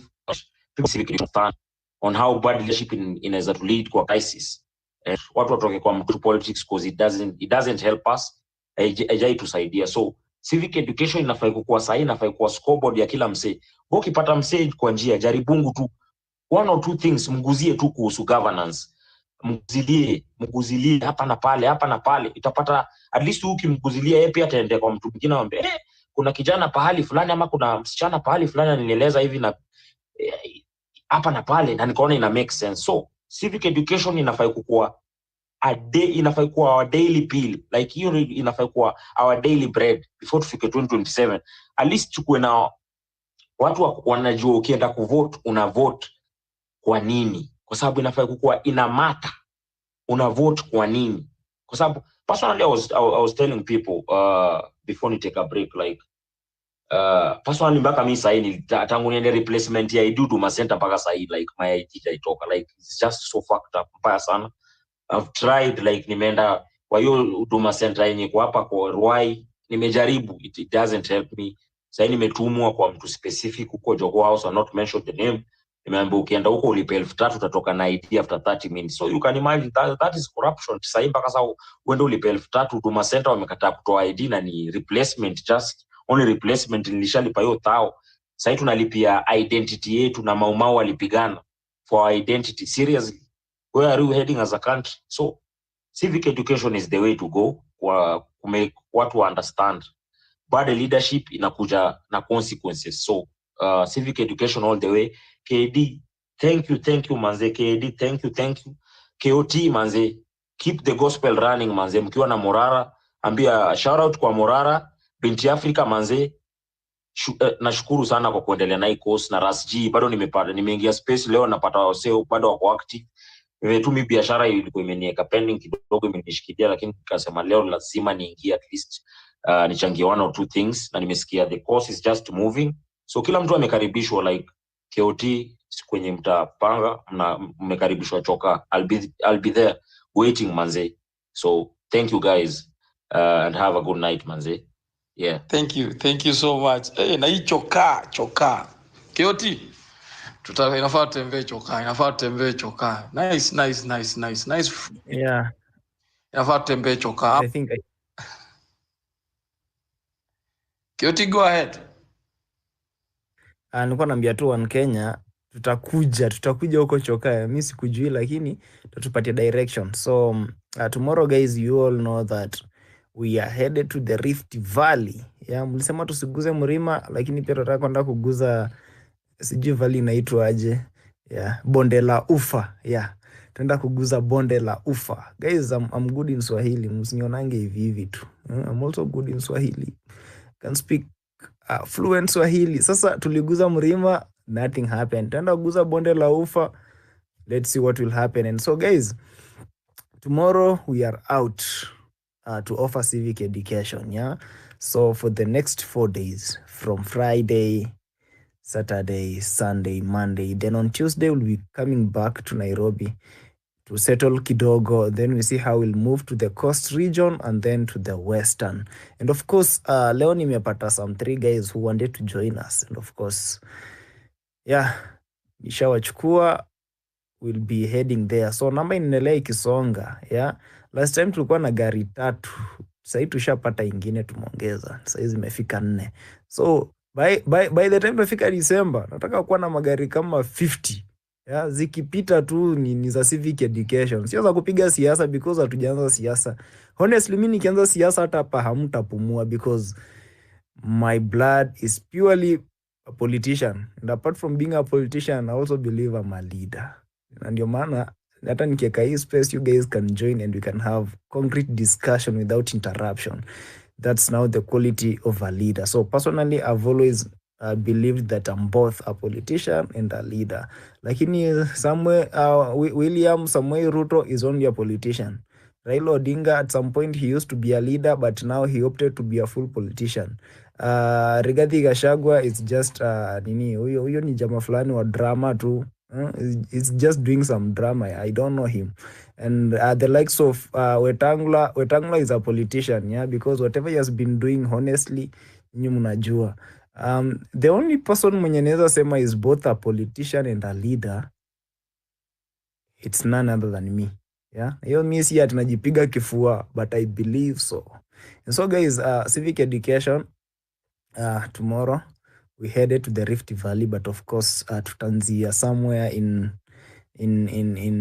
kunaitwaje, in Kisii, and then of course Bomet, tukisonga hivyo. So I'll be keeping you posted. I'll be sharing the videos, I'll be sharing the photos, I'll be injecting there. So just in case there is any challenge and the Rift Valley guys wanna face, just put it in my DM. Then of course nikipewa mic, nikishapata ile mic, I'll know exactly what to talk that resonate with those people from that area. And so muendelee kutuombea tafadhali. Mimi kitu mimi utaka tu kwenu bana ni maombi tu peke yake. Yeah. Because everything is just vanity. And so mkinipia maombi tu ni kwa salama, then honestly everything will be okay. So if you wish to join us even next time, just let me know. My number inakuanga hapo. Hii namba iko hapa juu. Hii kwangi namba ya simu na WhatsApp. Ukitext kwa WhatsApp utanipata, but I'll take a lot of time to respond to you. The number yenye iko WhatsApp direct yenye iko kwa profile yangu, ukiklik hapo ukiangalia hiyo picha inakuanga hapo chini kuna link. That link takes you direct to my WhatsApp, and so we can converse there. Hii namba iko hapo inakuanga other purpose, of course. Thank you. Talking of other purpose, inakuwaga ya purpose kama saa hii ni time ya mabonga kutafuta fuel. Anatafuta fuel asirudi na mat kama last time, ama nimechoma. Asirudi na last time we encountered a drunk driver, and what we saw, it's only God that we are here. So ensure that you continue praying for us. That's why nimesema mtuombee bana. Yeah, I have a lot of challenges out there. And so just your prayers are enough. Yeah, mtoke kwa maombi bana. Ndugu zangu Smack kutoka Coast, tafadhali ukisoma Quran, ensure you mention my name bana.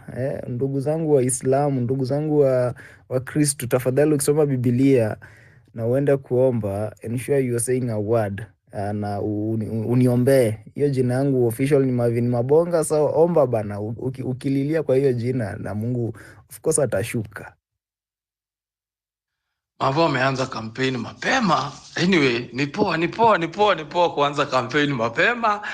But anyway, we have to keep talking. We have to keep talking. We remember we have one country, very beautiful, called Kenya. Now, Keoti ameguzia kitu.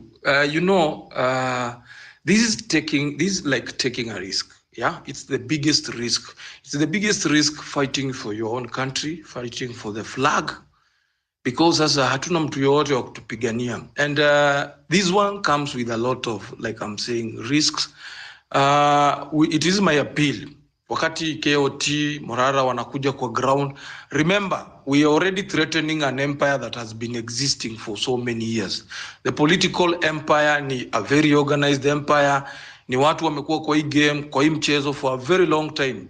So in terms of organization, the dirty way, goons huku chini, wanakuwaga wamejipanga. So it takes good Kenyans, mimi na wewe, kuprotect watu kama wakina KOT na wakina Murara.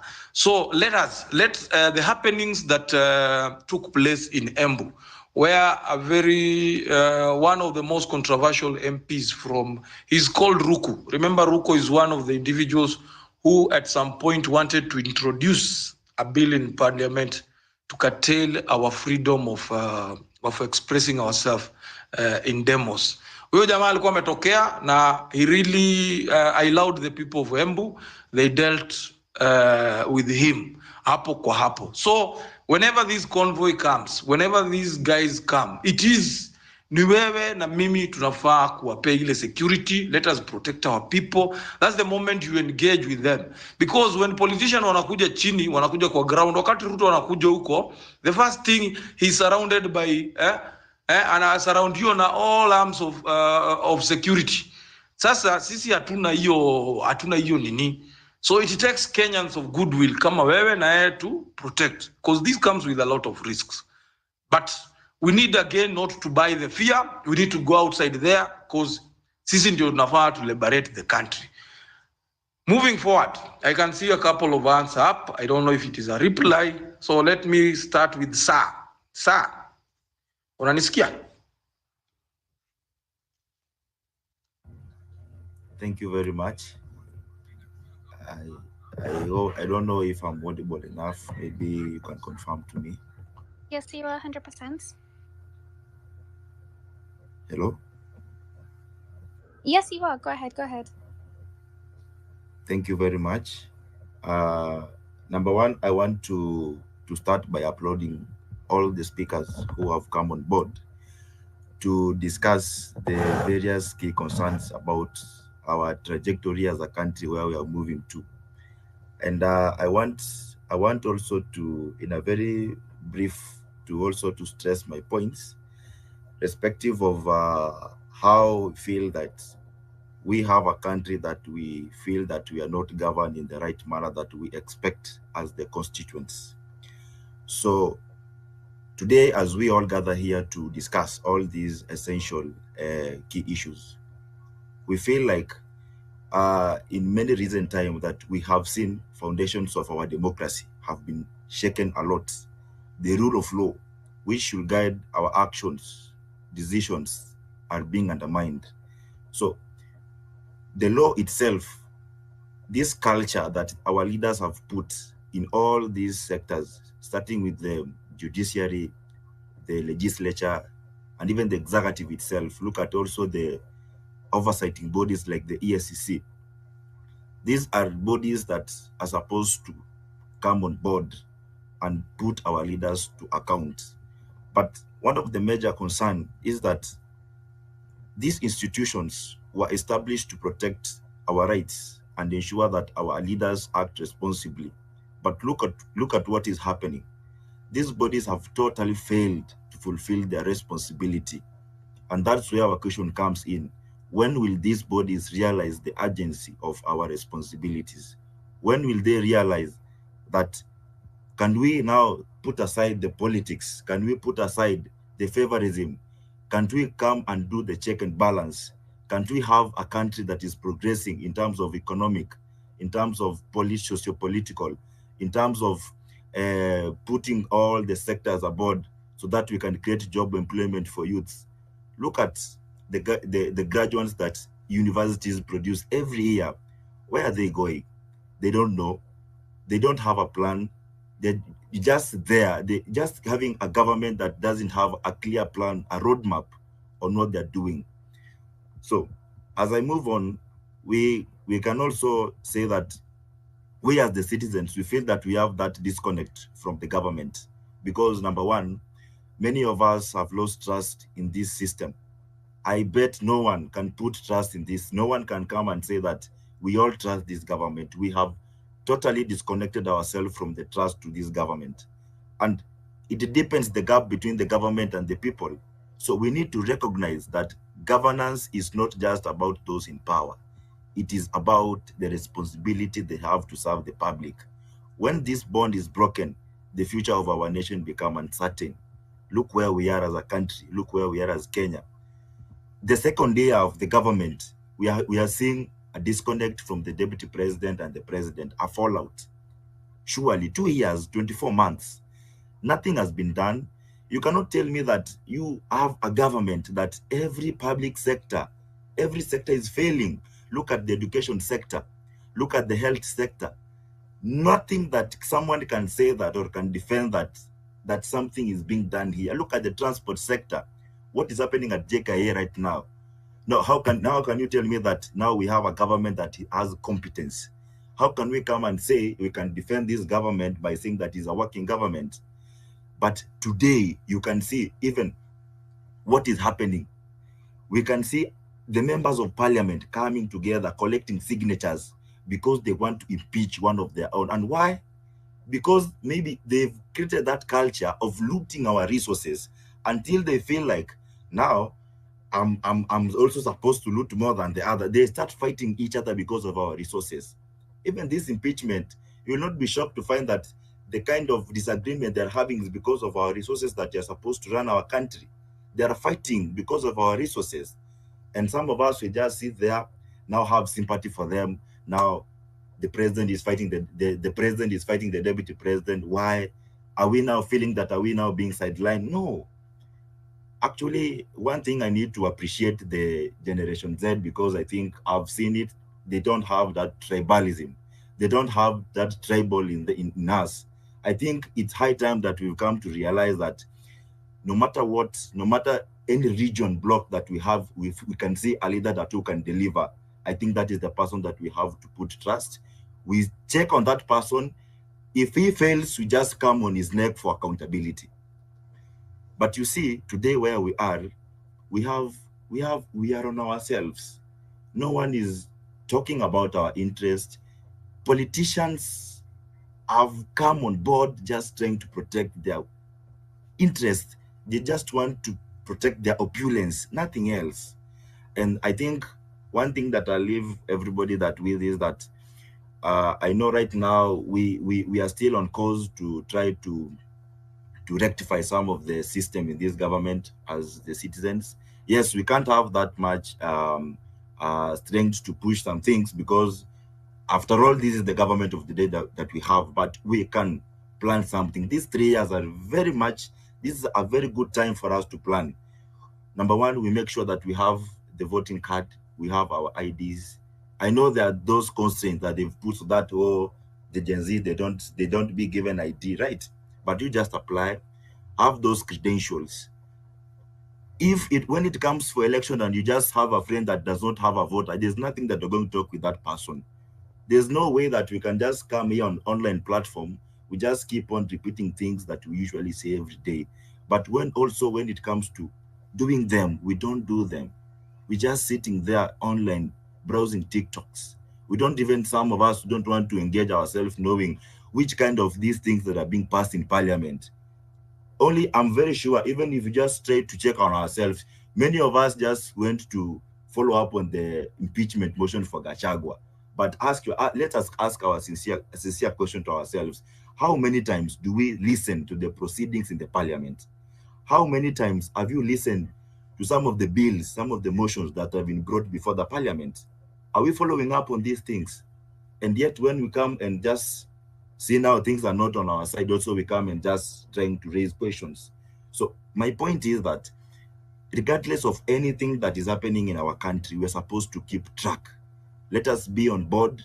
Let us come together and follow up on every public sector, everything that is happening, whether be it Ministry of Sport, Ministry of Defense, Ministry of Agriculture, everywhere. We occupy everywhere. And when we mean accountability, we have to be strict on it. Be it coming on streets the way we are doing it, consistency is the key. Now look at what is happening in our country at the moment. Now we are being taken away from our focus. Now coming to focus on very things that don't have essence in our country. Now how will Gachagua help me, surely? How will Gachagua help those children who have been buried today to the graves? How will Gachagua going to help the parents who have lost those kids there? We've killed the future of our kids. We're having a government that doesn't even care about what is happening, about our kids' education, nothing. We are just left on our side alone. We're just alone on this. So I think I just want also to congratulate what Marara is doing, trying also to educate. Civic education is very important. When we are informed, because information is power. When you have information from where you sit from, when you are fully informed, because I know that this generation where we had Generation Z, this is a very educated generation. Is ile pale tunaweza kusema tunabeba ufala hivyo? Hapana, because these people have realized that many of us were informed with the Constitution. We can even quote the clauses, the articles. We know our rights, and they are not happy the way we are fully informed about all these things, because they used to see us that they are these people below age of 30. They don't know anything, but they are being shocked, and that is why you can see them grouping themselves. How many of you they expected that Raila Odinga will come to side with Ruto? This is because these people are very greedy. They just come, they just come together so that they can just try to maybe protect their interest. So this clearly shows that there's nothing that we need to have sympathy for these people. They play the same politics, nothing they're doing. Look where we are right now. The country is just going to politics. There's no work that is being done. Everybody just talking about politics. Lecturers are on strike. What did it take so that they can just come to sit on table and agree? Parents are still paying for the household, for the students, from where they just do the operation from home to school. Their rental houses, they are paying rent. How come that all these 1 month that has gone for strike, no classes going, nothing, just at home doing nothing? And then you just tell me that now we just also sit there with just do nothing? I think we are tired of this government. I think we've seen the worst they can do for us. There's nothing. We have no trust at this government. And in conclusion, I think the part we take as a country depends on our collective action. We must come together as citizens, civil society, and institutions to restore the rule of law and strengthen our governance. Only then can we build a bright future for Kenya. One where justice prevails, accountability is the norm, and every citizen feels empowered to participate in the democratic process. So I think the task is left on our side. Let us join hands together. This is not the time maybe we should be blaming ourselves. Why are they doing this? No. In fact, we shouldn't be caring about these people. In fact, I'm very happy to see the way they are fighting. Let them fight, because once their fight will never assist us in anything. It will never bring food on our table. They're just fighting for their children. They're just fighting for their relatives, for their families. Even though we just come and say that our son of the mountain is being politically sidelined, just going on seats because of him. Look at the people who took credit on the Generation Z protest. Look at the people who are being appointed to government, who took credit of our efforts we did, waking up in the morning, not even taking anything, just going to sit so that we can defend our democracy, we can defend the rule of law, we can defend this country, the future of our children, our education. They don't even want us to be educated so that we can come to put them in account. How surely can you consolidate all the funds? How can you categorize students in different bands without having public participation? How can you put something in effect and then you come to seek public participation after something has been implemented? Really? I think we need to have a very lengthy conversation and very healthy. I guess, I bet we have, the people we have in government are, maybe they're having some mental problem. I don't even, the things that even our president is speaking abroad and here in Kenya are very different things. Recently, he said that that Ford Foundation was the one that was funding the Generation Z. Today, now they're saying it is the deputy president who was funding the protest. When he was abroad at the US, he was saying, oh, the Ford Foundation is doing a good job in helping our country in terms of economic transformation. Now, like, where are we? What is this guy saying? And then we just put our trust on this guy. I think these are even people who don't know what they're doing. They're just wasting our resources, wasting our time. And you know, this time will never come back. So I think, as I just finish from here, I think we should be very vigilant on ourselves. Let us stand very firm. Let us have that straightforwardness. Let us put our minds together. We have lawyers, we have doctors, we have economists from ourselves. We are learned.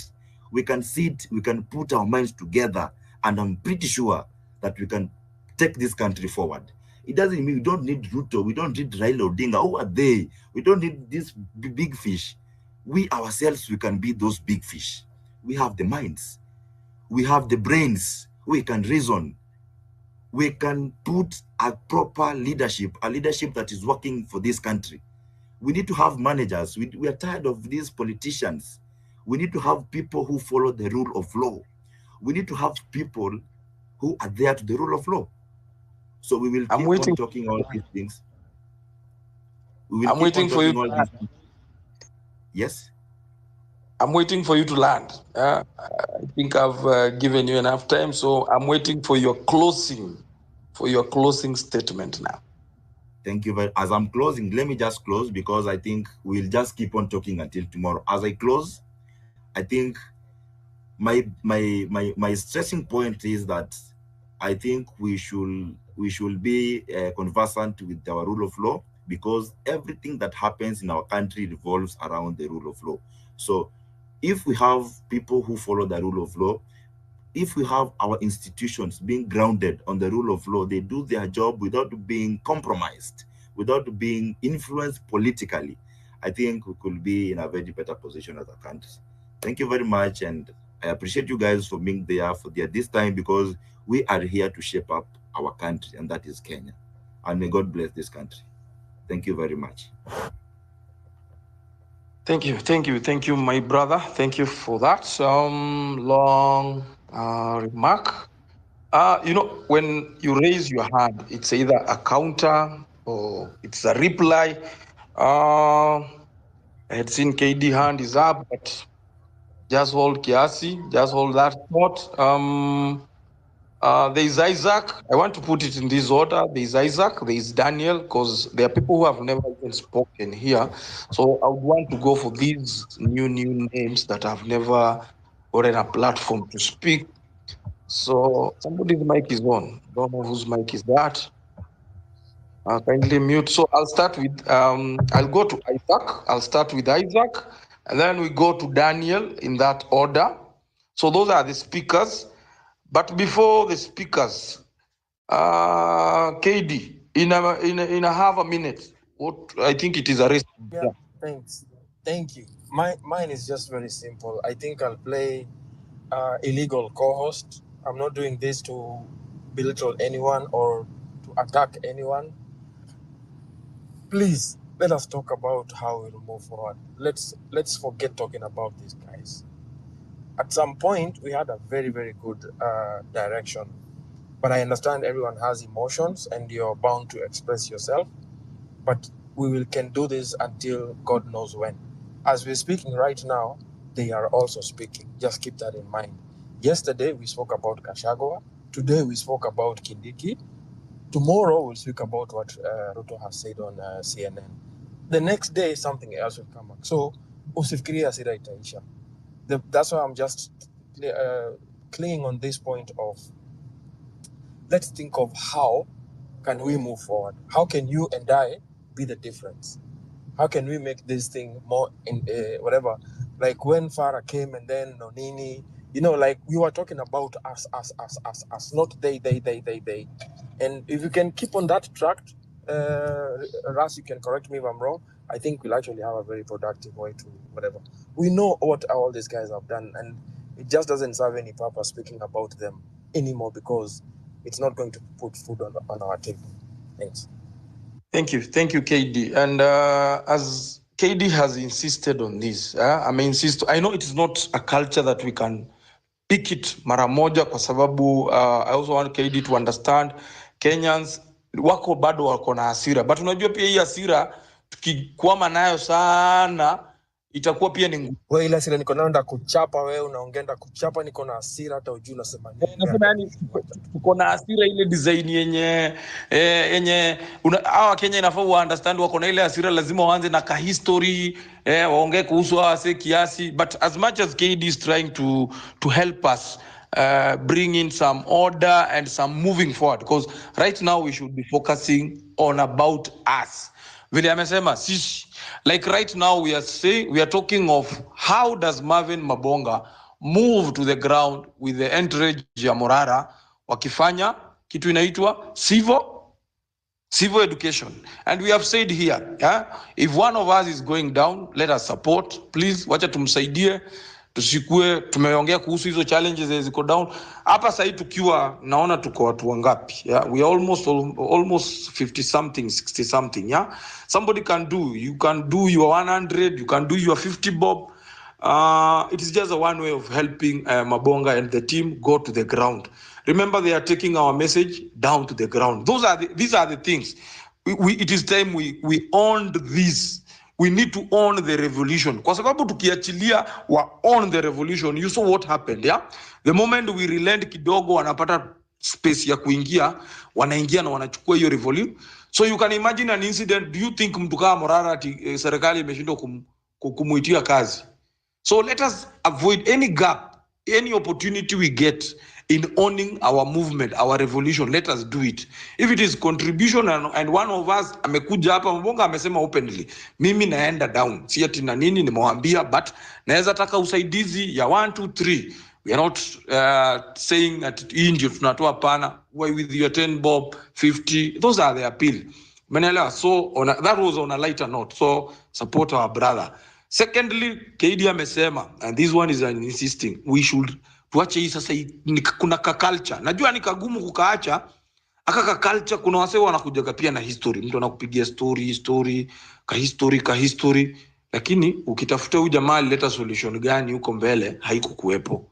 So let us be, now we are going. Like KD amesema, pia wale wanaongea. These politicians, they are not sleeping. As you are strategizing hapa hivi, they are strategizing. And somebody has said they are very good in strategizing the future. They see 2 years. Wakati sisi tunaona hapa sasa hivi Ruto ashajua miaka 2 atafanya nini. And talking of that, there is Ruto was sijui kama bado wako CNN. He has been talking, amesema anasema hizo vitu hakufanya. Uongo yake ya kawaida. Go to that CNN page, when you go to KOT, and this is something that we should be doing pamoja.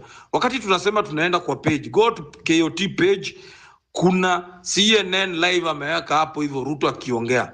Go to the CNN page, ambia watu wa CNN, huyu jamaa is not even speaking on our behalf. Actually he killed people. You have those photos za maandamano watu wamepigwa. Tag them there because he likes lying to the West how good he is so that he can be given those funds zenye wanakuja kutuibia huko. So hiyo ndio information. Those are the information because everything is about perception. If he creates a perception that he's a good man, you get an opportunity to create a perception. He is a murderer, he's a liar. Go and create it in those platforms. Sawa. Now, Declan, what do you want to tell us? Your hand is up. Habari. Nasikika kweli? Oh, wonderful. That's great. Hey, it's been a long day. I've been listening. Nimefika kwa nyumba. You know, I wasn't going to say anything alafu nikasikia watu wa diaspora wameitwa, so I thought I'd say something. So hey, welele. Mtanisameh, I'm very tired. So how do we move forward as a country? Naona Mabonga amekuwa akisema hapo kesho anaenda kuinject na Morara. Watu wa diaspora bwana, tuma pesa bwana. Tuma pesa. Watu wa diaspora wako wangapi kwa hii space? Kama wewe ni diaspora kwa hii space, you can send a wave. Unaweza tuma emoji. Na pia tuma pesa bwana, tuma pesa. Send Marvin Mabonga money. There's not much you can do now, just send him money. Nilikuwa na transfer. I'm sorry, I don't want to talk about. I'm actually so upset about that CNN interview. I've not listened to the whole of it, but I heard the part that some of it that was played in the space, and I heard the part specifically about the exchange rates. And I've just transferred the money now so that I can send, and the exchange rate was sky high. So I don't know what this guy was talking about. Anyway, what can we do to kind of change the direction that we're going? I think everybody is doing something. I like the idea of recalling the MPs, as simple as it sounds. Somebody talked about IEBC. The issue of IEBC is real. There's no recalling of MPs that will be done if there's no IEBC. So we need to look into the issue of getting IEBC back, however that may be, whether it's legally, whether it's through protests. It's definitely something that needs to be carrying a lot of weight, and we need to find a direction on how we want to get to that point. Because as we, for anything to happen, for the government to do anything, the MPs are the checking balance. The MPs are the checking balance for the higher powers of government to do anything. So that's why the MPs are usually bribed, or they're usually intimidated, or they're usually told utapoteza kazi, or they're usually brought in on the deal if Ruto wants to push for something. So it's very important that we don't forget that we really need to call these guys back, and we need to replace them with ourselves. And we need to make sure that when we go in, we have majority inside the parliament. So every time whoever is in the seat wants to do something crazy, sisi tuko tu hapo, hapana, hiyo hawezi fanya, hiyo hatutaki. That's something that we definitely need to think about. Number 2 is definitely being unified. I think Farah and a few other people talked about people wanting to be the person who is always talking, ama yule mwenye anaongea sana. I've been pushing the narrative, and I think I'm going to keep saying it every time nikikuja hapa juu. Kenya doesn't need heroes at this point. We don't need heroes. We just need people to serve the movement.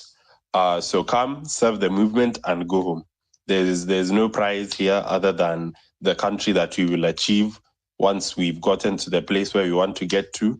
So peleka heroism Bali, is it heroism? There you go. Peleka heroism Bali, we don't need that.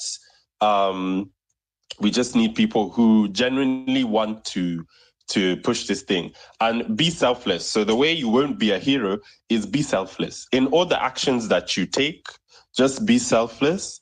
We need to be selfless so that we're able to put ourselves, our best foot forward in the movement. TBD, put yourself in a difficult position, not too much of a difficult position, but if you can put yourself in a difficult position to serve this movement. Because, the funny thing about activism and nationalism and all this stuff to do with the country, sometimes the country that you're fighting for, you don't live to see it. I've been talking to some of the people, interacting with some of the veterans who are activists and nationalists and etc. since the days of 63. And these guys have still been fighting this war. Imagine since then, mpaka sahi, and they still haven't been able to realize the things that they were fighting for. Okay, we saw independence, we saw multi-party, so things have happened, but they still haven't seen the country that they dreamed of, and they're still here fighting the fight. So that's just a small encouragement to usichoke. Believe me, nikisema usichoke, I'm also tired. But I think at this point, I think fighting for the country for me is like a default setting. Whether I want to do it or not, Nico too, I'm always wanting to be involved in the conversation of how we're going to do that and in the actions of how we're going to do that as well. So try and get yourself to that point. And if you're tired, ring a friend, call them, talk about it. And we're moving in a great direction as well. Nilisema hapa juzi. A long time ago, ukienda pahali uanze kuongelea politics, nobody wanted to listen to what you're saying. Now, if you talk about the direction of the country, you are, that conversation is respected. Watu waongeangi tu hohehahe. Of course, sometimes we're fighting amongst ourselves, but the good thing is everybody is fighting to be a part of the movement. So at least we're fighting to be in the right place. So let's just align ourselves to kiendelea mbele. I had something else I wanted to talk about. I don't remember what it is, honestly. I'm really tired. But mi nakwanga hapa kila siku, so nikikumbuka nitasema tu. Thanks to the hosts. KOT kesho, salimia my president. Me I've already said Morara is my president. Salimia yeye. Umwambie hata akikuwa hata na 10 minutes, hata nipigie kwa hata simu. I'd love to talk to him. Nataka tu kumsalimia, just make sure he's okay. I want to know the status of his car. He had a really nice car. It's a shame that it's been wrecked. I've actually had an accident in Kenya before, and I know how useless the police are, and I know how even more useless the insurance are. So obviously it's an insurance job, but just that process of getting insurance to pay for your car is a nightmare. So send my encouragement, send my love. Tell him hata akihitaji tulipe hiyo gari, will pay for it. Tell him apeleke Toyota Kenya tutumie bill. We'll pay. We have money. We'll pay. Anyway, that's your side merch. Good night, team. Thank you, guys. Wait, before we end the Declan. Declan, have you ever tried comedy at some point? Unajua ni kama tuli-export talent huko nje. Wow, you know what? I don't even think I'm that funny. I just talk about things that are around me. But yeah. That's it. That was nice. That was nice. It's always a pleasure. It is always wonderful to hear from you. Whenever people feel very down, you have a way of bringing them back to life and really encourage them. You're doing a great work. And thank you for being very wanasemaga aje wale wase wa kujitolea wanaitwa aje nisichome hapa wanaitwa wako nani? Philanthropic. Ikikuja nilikuwa nasema ikikuja pia mimi nitasema nitaileta baadaye nikikumbuka. But thank you for being very giving, and thank you for supporting guys here back at home. And my appeal to the diaspora family, it's not easy here back at home. People risk a lot. Some of us we really risk. This administration ukiwa nyumbani, man, it's risking. At least nyinyi mkiwa huko nje, unajua wakijaribu kukutumia hawa Subaru Boys wawezi tumwa huko. Sasa wanatumiogo huku chini. Unaona? Wakina KOT na sisi hapa ndio tunaweza kuwa likely the first victims. But we are praying that God will always protect us as we fight for the country. And everybody who is supporting Mabonga and Morara to go to the ground, thank you so much. Gladly do that, knowing very well that you are doing it for a very good cause. It's not a lost cause. And these are individuals whom also pray for them. Kuna watu huanza, na the most important thing ni how kumaliza. Unaelewa? Ombea kila mtu ama aanze vizuri na amalize vizuri, kwa sababu kuna vitu mingi zina happen hapa katikati. Na hizo vitu zote zimeongelewa, kina KD wameongelea. There are people doing it for other things. So let us pray that we stick together. Kuna Kenyans wenye wanaamkaga tu waangalie KOT amemuencourage aje, mwingine anaangalia tu aone Vampire Diaries, Morara amesema nini. That is what motivates him. I'm very sure kuna wengi wenye wako diaspora. Mimi nakwambia yani wanaangalia ni nini ina happen home. I can imagine that yearning. There are so many people in the diaspora, they are yearning for that change. Leave alone hapa Ruto akirudi. Sijui kama you saw a clip Ruto anatembea New York. Na you saw the daughter, they are very good in PR. Wanataka kujifanya why is it so safe for them to tembea kwa miguu huko, but wakirudi huku nyumbani wanataka kutuonesha wanaweza tembea na magazla. They are very comfortable. It sends you one message. They know very well back at home they steal from those people. Wanaibia wananchi na wanafanya everything that is evil. Sasa you are a threat. So huku nyumbani anaweza tembea tu na polisi na a lot of security. Lakini sasa kule anajifanya akifika kule anakuwa ni beggar. Juu ameendea mkopo yako, anajifanya yeye ni msee anaweza tembea hata kwa street. Ni msee tu wa kawaida, ni msee wa kawaida tu. It is a perception ame create. So I think mimi na wewe na everybody bwenye yako hapa, we are past that nonsense, yeah? Tumeshaona, and this is the gospel we are sending back to our people huko chini, waelewe so that they can understand these people better. Now, back to the speaker panel. Declan has done it. So, Daniel, what do you have for us? And we have said, let us focus. Tumesema change conversation, tuna focus na solutions. Yeah? We are shifting the conversation. Let us reduce kidogo kuongea kuhusu hawa watu walifanya history, tuachie naye huko. Acha tuongee sasa tunataka kufanya nini.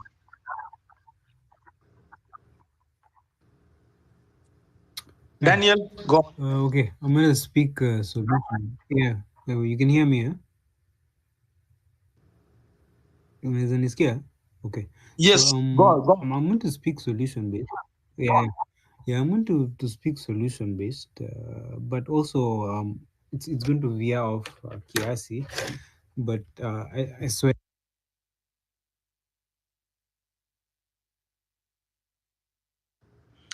I think we lost him. Daniel, are you okay?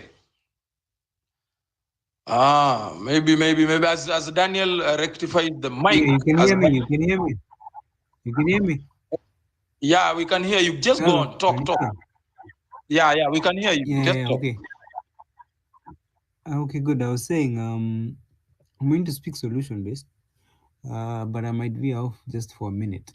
To what is happening with Morara. Number one, it's natural. It's expected. Actually, I was expecting it to be worse than this. I expected it to have an initial bubble, then it deflates Kiasi, and then you actually settle on the runway Vizuri. That was expected. But we also need to understand something solution-based. Number one, I highly doubt Ruto is threatened by anything we do. Number two, Ruto is 100% international PR, because that is the only thing that can actually hurt him in actual sense. The population, he has the military, he has the police, he can suppress us. That is known for a fact. But when it comes to the international community, he cannot withstand the pressure of that, because he's almost a servant to them. They're the ones who, like, you remember when we were rioting here and he was killing people. The Times, the New York, is it the New York Times? They had to put a picture of him as Man of the Year or something. It's because this guy is 100% international PR, and you need to understand that. He is not ruling Kenya for us. He is ruling Kenya for himself, his political class, and the international community, because those are the people who essentially put him where he is. If those people had brought problems, they would have supported somebody else. And everybody who was there during the election knows the Americans wanted this guy. So when immediately he became president, that is why all of them, like, he held the entire US Congress was here in Kenya. Where else, which other president in the history of Kenya has ever hosted the US Congress? Never. So you need to understand two things. All Ruto is doing is legitimizing himself to them, because if he is not legitimate, they would have questions to answer if they have to back a non-legitimate African president. So they needed one that is a bit sanitized, so that they can push their agenda to Africa, and Ruto was the perfect candidate. Have you ever seen an African president in the EU Parliament talking? Like, have you ever seen that? You need to ask yourself, why was this guy invited to speak in that parliament? This guy is not ruling this country for us, and this guy could not give less of a fuck about us. So we need to understand, if we are the only ones who are fighting for ourselves. Number one, I usually even said during the protest, Ruto is not acting like a president who expects to go for election. He's ruling as a president who already knows he has won the next election. Like, he already knows. So this is just a technicality. He doesn't seem to care about what it is, about the people who will vote. He doesn't care, because somewhere in his bag of tricks he knows, when this time gets, I only need a significant mass of people voting for me. The rest will do it more his way. Like, if I was in a group, I was in a space. Is it yesterday? And they had all these famous lawyers, like the ones who are debating the constitutional amendment in Uhuru's. I saw him on TV a lot, and he was saying that everybody knew that once Ruto becomes president, he would not let that seat go without a fight. So not only is a one-term president a problem, a two-term president is still not enough for Ruto. According to how people who know him, even a two-term president might not be enough. So we need to know this is the weakest. His first term is his weakest term. If he gets another one, this guy is here to stay. Like, this guy could not give less of a fuck. Because to Uhuru, he didn't care. He just wanted to keep himself out of ICC, apate pesa, he rules the country he lives. But to Ruto, power is everything. And do you foresee the personality of Ruto at his standing and accepting elections have been lost? Do you seriously think this guy will, the guy who we saw after the protest, that he will come and stand in front of us and be like, the elections have been lost? I concede. Buddha boss, this is war, bana. So we need to know, number one, if you have an ID, I do not care. Make sure you have it. By the time IEBC is getting reconstituted, which I highly doubt it is going to be done this year, it is going to be done when the temperatures are cool, and it is going to be done when they can control it. Unless the lawyer people, the legal guys, push them to actually reconstitute it. Because if they reconstitute it now, they have, I think, the number was being put at around 12 million new voters who are very, very focused. The ones who didn't vote and the ones who will get new votes again. You're going to have a collective number of 12 million people that you have to convince why they should vote for you. Otherwise, you have to steal a whole lot of votes for you to win. I'm done.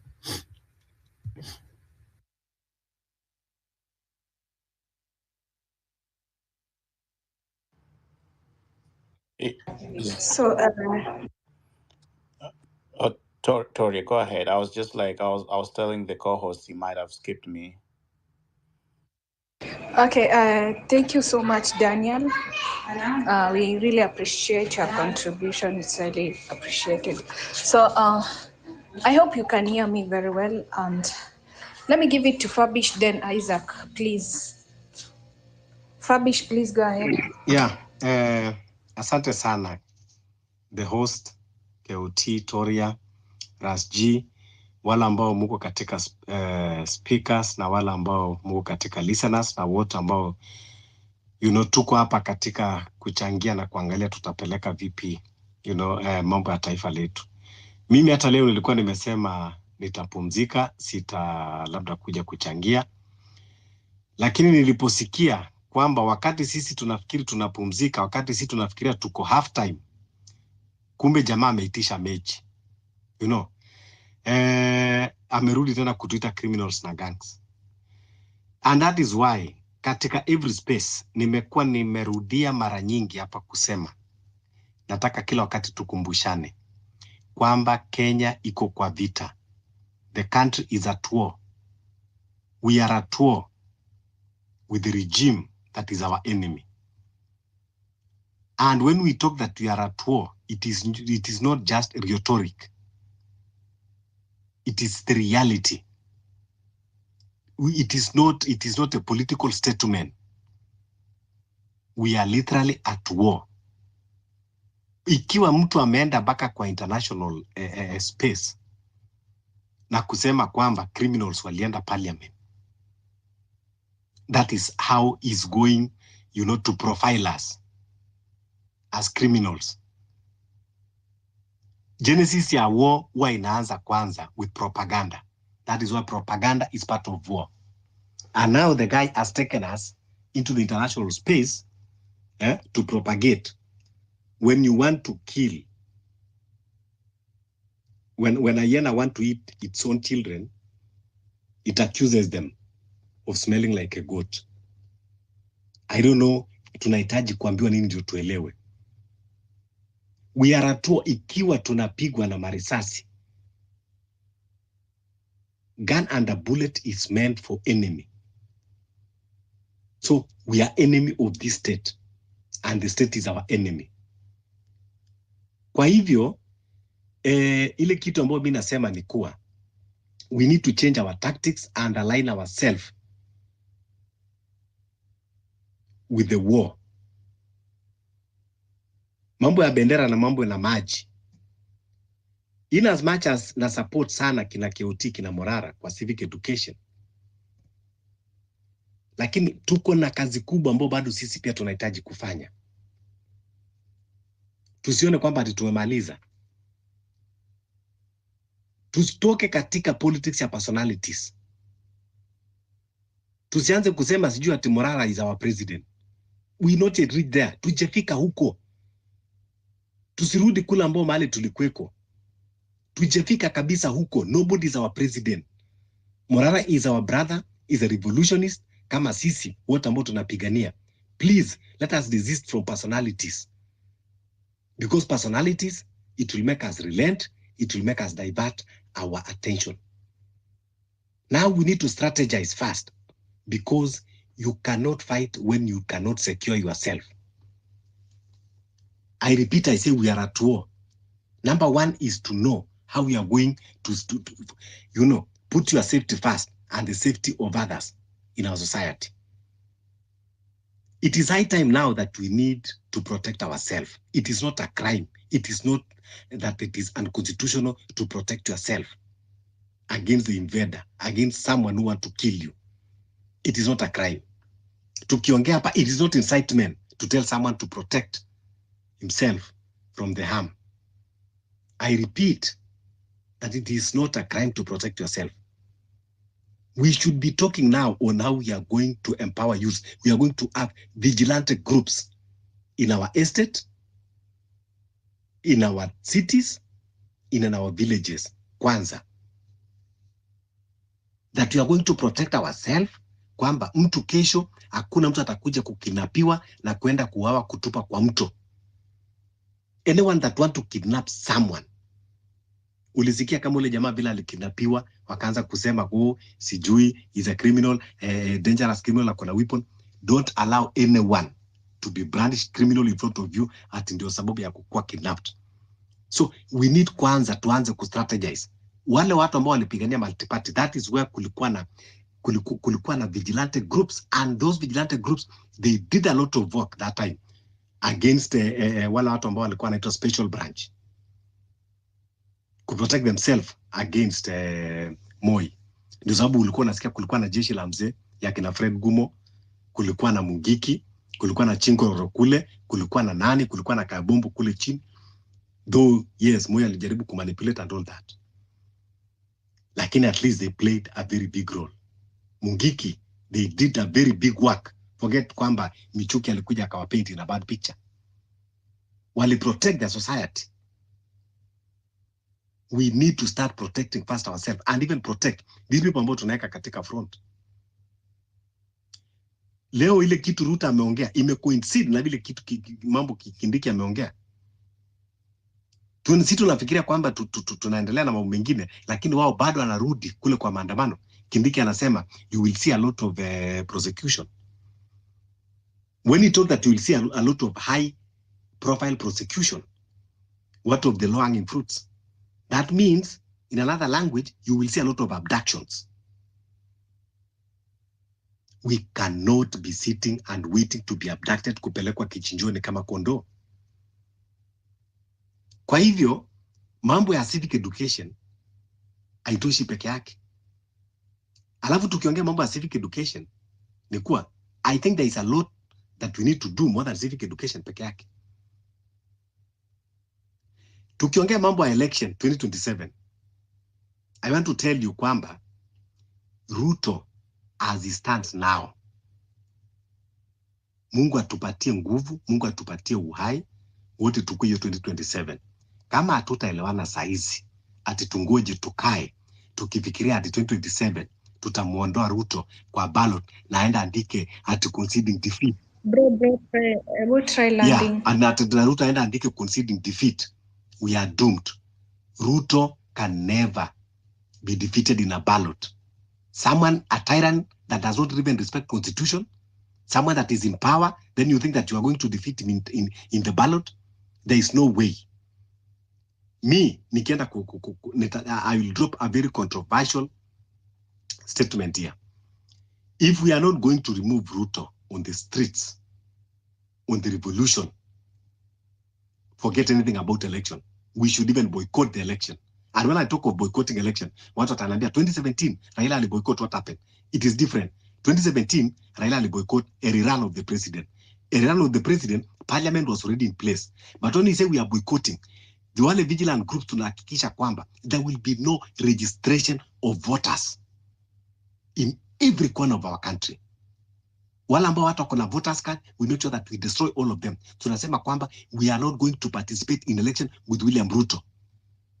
Then, ile social contract yake na sisi ikiisha, then now we can call now for election, ile ambayo tunajifanyia sisi wa Kenya. Lakini sikudanganye, I know, watu wengi watakuwa na mixed reaction, watu wengi watasema nini, but Ruto kusema kwenda naye, ni kama Museveni, ni kama Kagame. There is no way. If hatuwezi kumuondoa kwa streets, if hatuwezi ku-imply mechanism ya kumuondoa, the only two ways option inaweza kuondoa Ruto, the Burkina Faso way, the military way, or the Omar al-Bashir way. That is the only option that we have. Iki tusichukue lightly. It is not that we just come here and joke and say, kwamba sasa Morara ameenda na kila KOT, now we are okay, now hivyo ndio tutaondoa Ruto. There is no way. Ruto kuzunguka kwa juu ya magari, Morara na KOT wanafanya, yani ni kitu kidogo sana. Ruto ni master plan wa kuzunguka na kufanya na kubrainwash watu juu ya magari na maprojects zenye ziko. So it is not easy as we think. Wacha nimalizie hapo.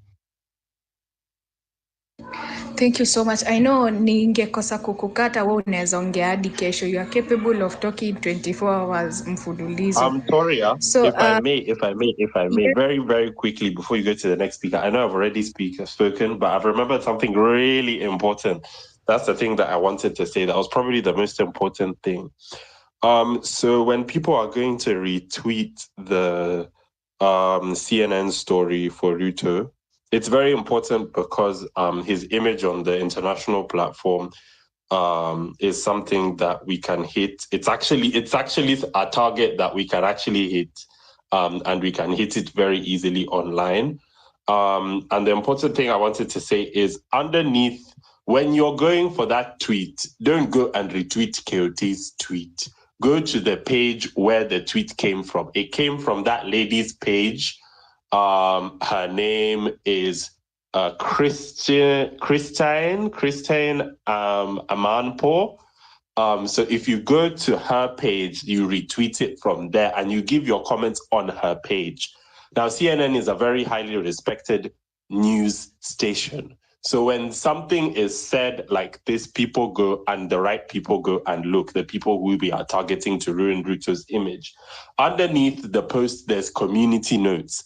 Now, community notes is something that's been launched by Twitter that gives credibility to a tweet. So people just don't run away and tweet things and give allegations. So there's people who have already contributed to the community notes. You can also register to be somebody who gives community notes. And basically what you do is you give a context of what is happening inside the alleged post, which is obviously what Ruto is talking about with that lady, and you give a source to support. So you're told to give you give a news link to maybe a previous story from CNN, or maybe a picture, or maybe all, like Al Jazeera has been running really good stories about Mandamano. So if you want your sources, you can source from there as well.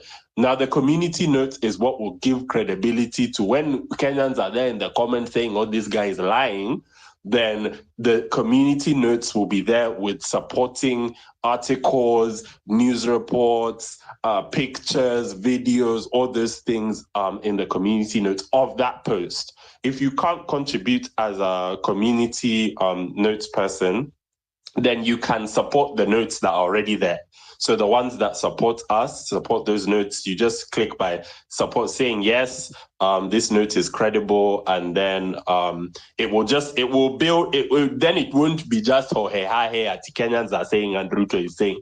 Then it will be, there's actually proof. So yeah, that's the important thing I wanted to say, Muneza and Alea. Thank you so much. Declan, before you go.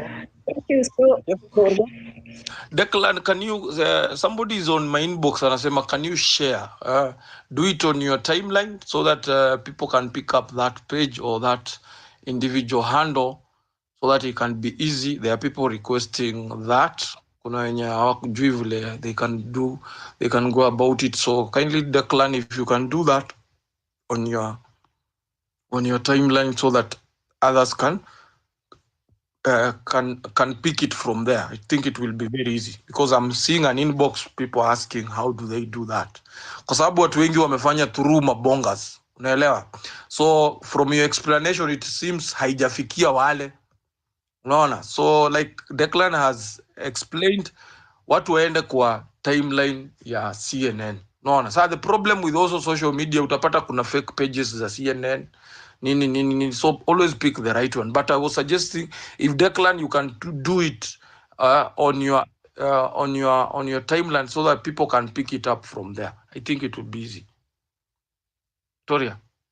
So I've sent her post to the Jumbotron. I don't know if you can see it. So the post, that is the page that you need to attack from there. So that lady is the lady who did the interview. So people follow CNN and people follow the anchors, because the anchors or some anchors are known as credible and some anchors are known as propaganda. So this lady has obviously given this story. So she's posted it on her page and she hasn't said anything malicious. She just said, this is what happened. This is what Ruto has said. What do you guys think? So yeah, please give your comments there. Iko pale kwa Jumbotron. You can share from and retweet from and comment from her page. Asante. Thank you so much. You've all heard what you're gonna do. Declan has explained it in details and also put the feature on the Jumbotron. So Isaac, hi.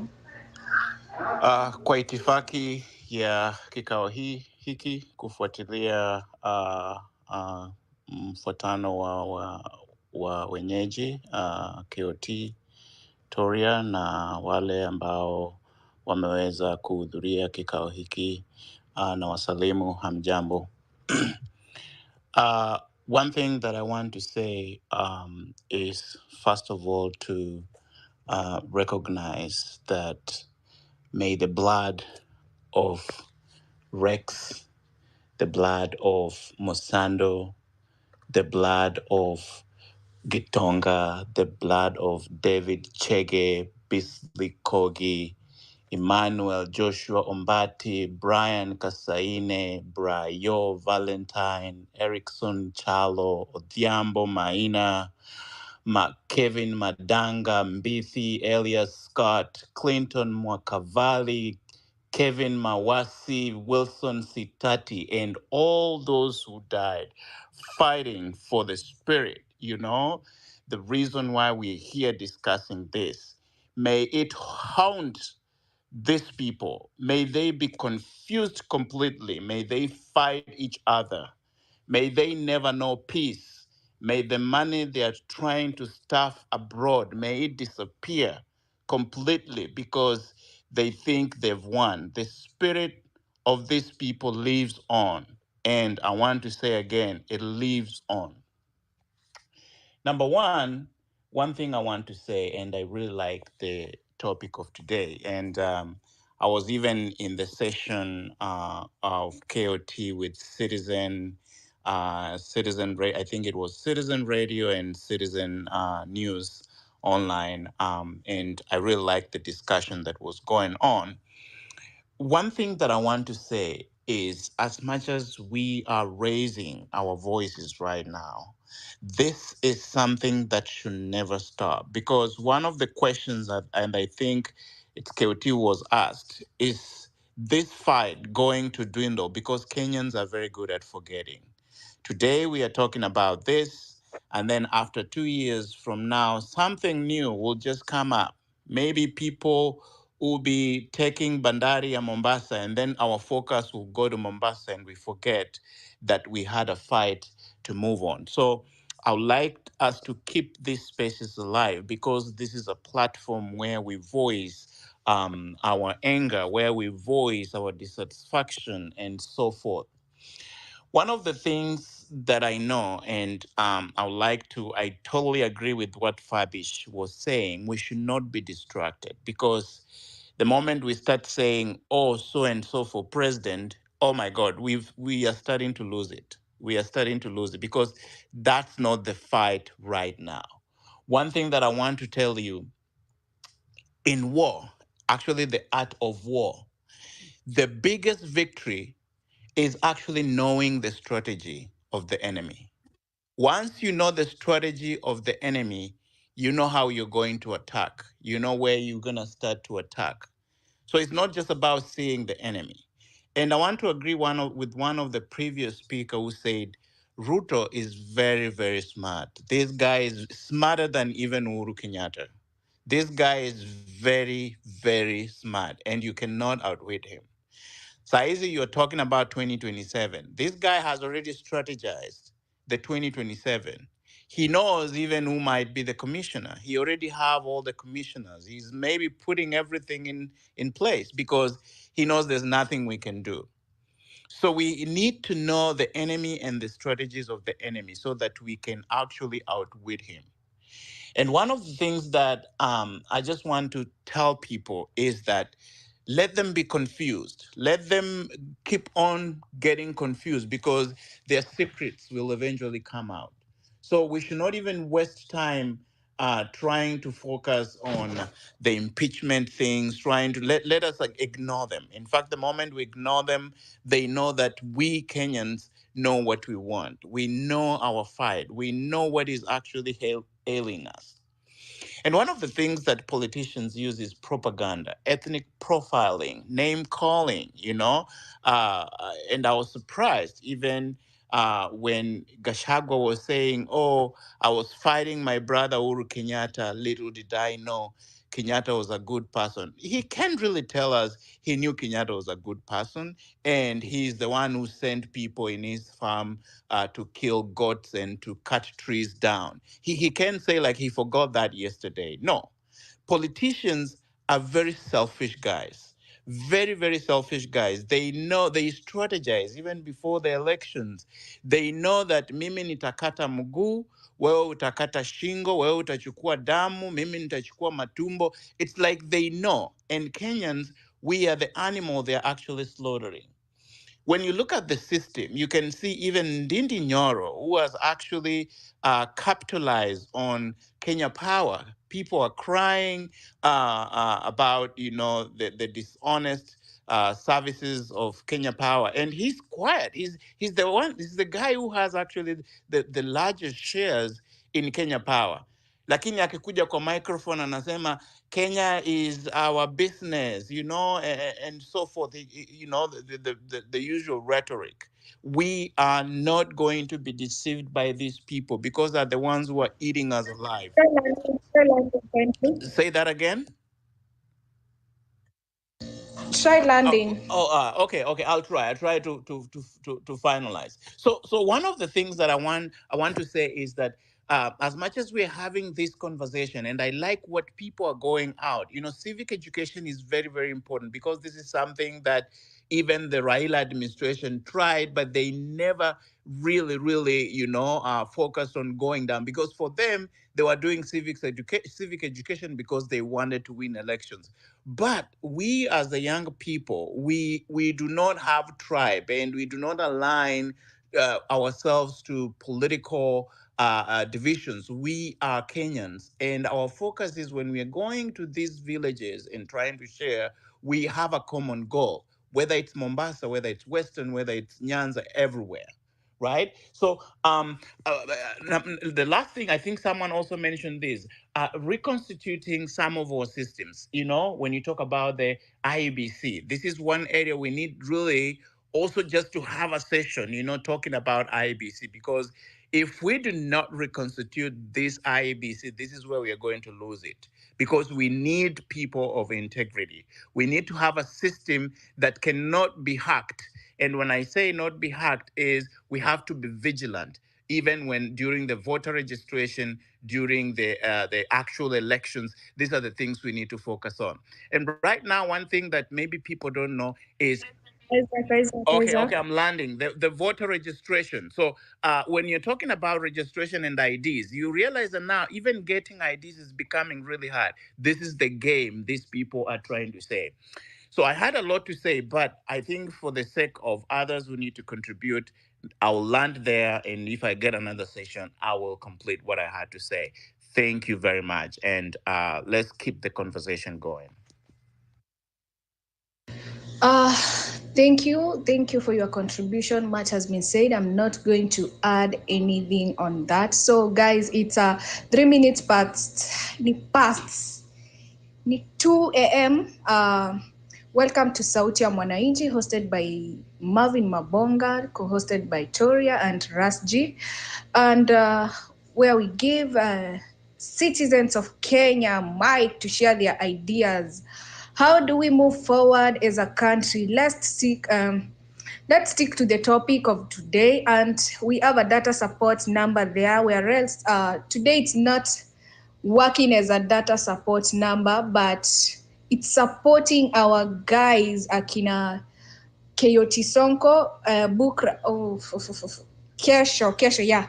Tomorrow they'll be on the ground with Kina Morara, injecting in Rift Valley region. So kindly, your small token or your token will be highly appreciated, and it will represent very well. Itasaidia sana. You saw what happened last time, and they were fixed in a very difficult situation. So guys, as much as we're talking here, we have to remember that there are watu wako kwa ground wana to represent. So let's give them our support. Hapo hivyo kuna hiyo number, tutume ka kitu, let's support them. Let's keep the conversation going, and kindly take the shortest time. I think he's supposed to sleep, if I'm not wrong, because he'll be traveling very early in the morning. Anaenda huko Rift Valley, bonde la ufa, na kumetengwa. Nyinyi endeni mkatengue kwenye kulitengwa, kukue ziwa, tulishe samaki. Anyway, moving on swiftly. The election, are you there? Yes, I'm here loud and clear. Yeah. Go ahead, please, and try to use the shortest time as possible. Thank you. I'll try my best. So, me, I'm back with the edge of darkness, and this is it. Kenya ni yetu sote, na ni home kwetu sote. Many at times tumekuwa patriots kwa hii inchi, yet sisi ndio tunalala 6 inches down to the ground without a pinch. Many wamerest. Protests na demonstrations may happen for the past 10 years, but truth be told, all hope seems lost to the rest. But no, chillax. There's no end to sarcasm and hypocrisy, but hunger for the greater good ndio imefanya turudi kwa streets. We all have mouths to feed, tuna sweat, we toil ndio tuweze kuleta food kejani. Struggles zimekuwa real, but bado hatuoni tunapoenda, though tungependa kuleta change juu sisi ndio change makers. They have downgraded us, brought the war right at our doorsteps, but at night sisi tunamuita God, wao wakiloot ndio mchana waitwe nights. Ceremonies zime happen all over. Wananchi tumetupishwa mbao na wanasiasa, ilhali siasa zao zimekuwa za uongo na propaganda. Wanasema parapanda zitalia siku ya mwisho, but natumai that's our prayer as Kenyans, cause already tushachoka na hii governors well was our theme wakati tulikuwa kwa debe. Hence politicians walitupaka mafuta na 50 shilling notes times za campaigns, not knowing 50 bob is worthless. Hata sumu imepanda bei, uchumi imekuwa mbaya, and that's why magicians are playing our minds. Posters all over ati daktari wa kiasili kutoka Asia, no jobs for everyone, and anyone is facing the word the optician couldn't see, though mathematicians wali predict. Kila mara na kila kona askari wameterrorize in the name of keeping law and order. How I wish kwa restaurant wangetupea orders za peace, cause orders za law zilichukuliwa na judiciary, only citizens to suffer. Tushakuwa masafara in the Sahara without boots to enhance our safety. Enmity has enrooted itself into our hearts, hence fighting against ourselves has been a priority. Everyone's validity must be prioritized, because we both know the enemy who is touring every country whereby his countrymen are crying. Askari wako na serikali, ilhali serikali imewaficha in the name of protecting wananchi, ambapo sio sisi citizens ndio tunaumia, na media houses kama Citizen na Kameme hawawezi tangaza hayo until tufike hapo kwa breaking news, though yanayojiri imefumaniwa na wanasiasa na yaliomo ikawa mitaani, wananchi wako mataani. Aipoa imelala darasani, in fact majiadasani ndio tulitumia kama dawa. There's a protest which brought togetherness. This has reminded me that we suffer as citizens in this regime that's trying to choke us to death. Manze, ni sisi kwa sisi. Sisi kwa sisi has been our pillar for the betterment of our country. Sisi kwa sisi ndio to bring together place tumetoka. We ain't gonna go back to what our forefathers did back in the days. Once again, we stand for our neighbors, mama mboga, mtu wa boda, children, our mothers, fathers and sisters. Gava imejaribu sana with the consistency of crime rate, death rate and corruption. Zimekuwa hidden, but ata Adam and Eve walitry ku hide, but we know what happened. Constituencies zimekuwa mob, hence funds cannot be well managed, but taxes zinatolewa kila asubuhi. Treasury imekuwa a bargaining power, while the state house is the controlling room. Civic education imekuwa rampant in the country, and this is a call to everyone, not selected people. Though elected people are trying to wipe us from the face of the truth. Ukitembea kwa streets unaitwa hustler, ukiomba msaada unaitwa bega, but wanasiasa wanasema bega kwa bega, yet technician wanajali hali yao ya chuma na spana. Politicians have led us into impunity, and if heaven was to open today, hakuna mwanasiasa anaitwa purity ama mercy ataona ufalme. We are absorbed by the scrutiny which has brought unity as we are serving one cause. Calamity ni mob, ndio maana short courses zimekuwa useless to a common mwananchi without causes. Moses alikuwa stamara kwa Bible, though hakuwa igamble na law. Moses hakuwa serikali, anajali venye atapata mali with a law head, no intelligence and a backing of Central Intelligence of Police wa Kenya.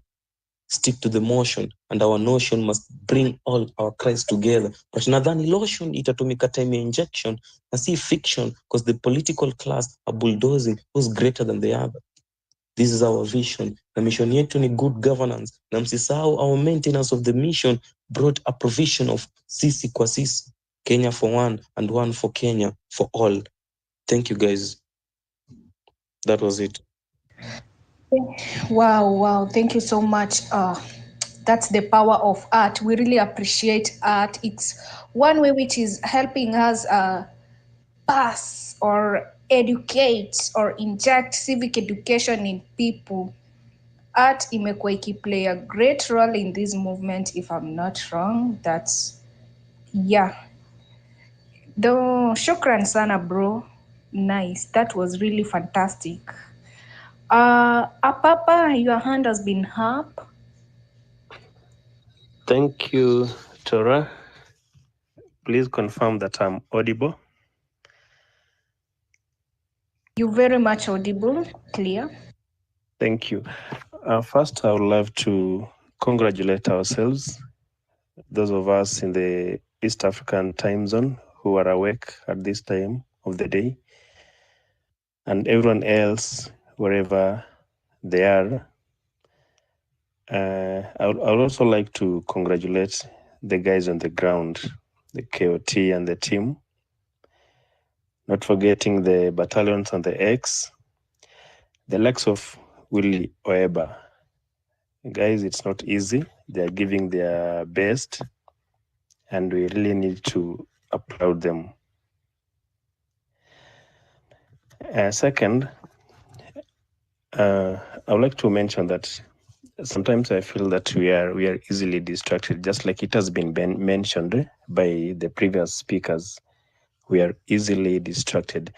For example, juzi baada ya interview ya Rigiji, the following early morning, I wake up and going to the space, to X, I found there is already a space with the title about Rigiji.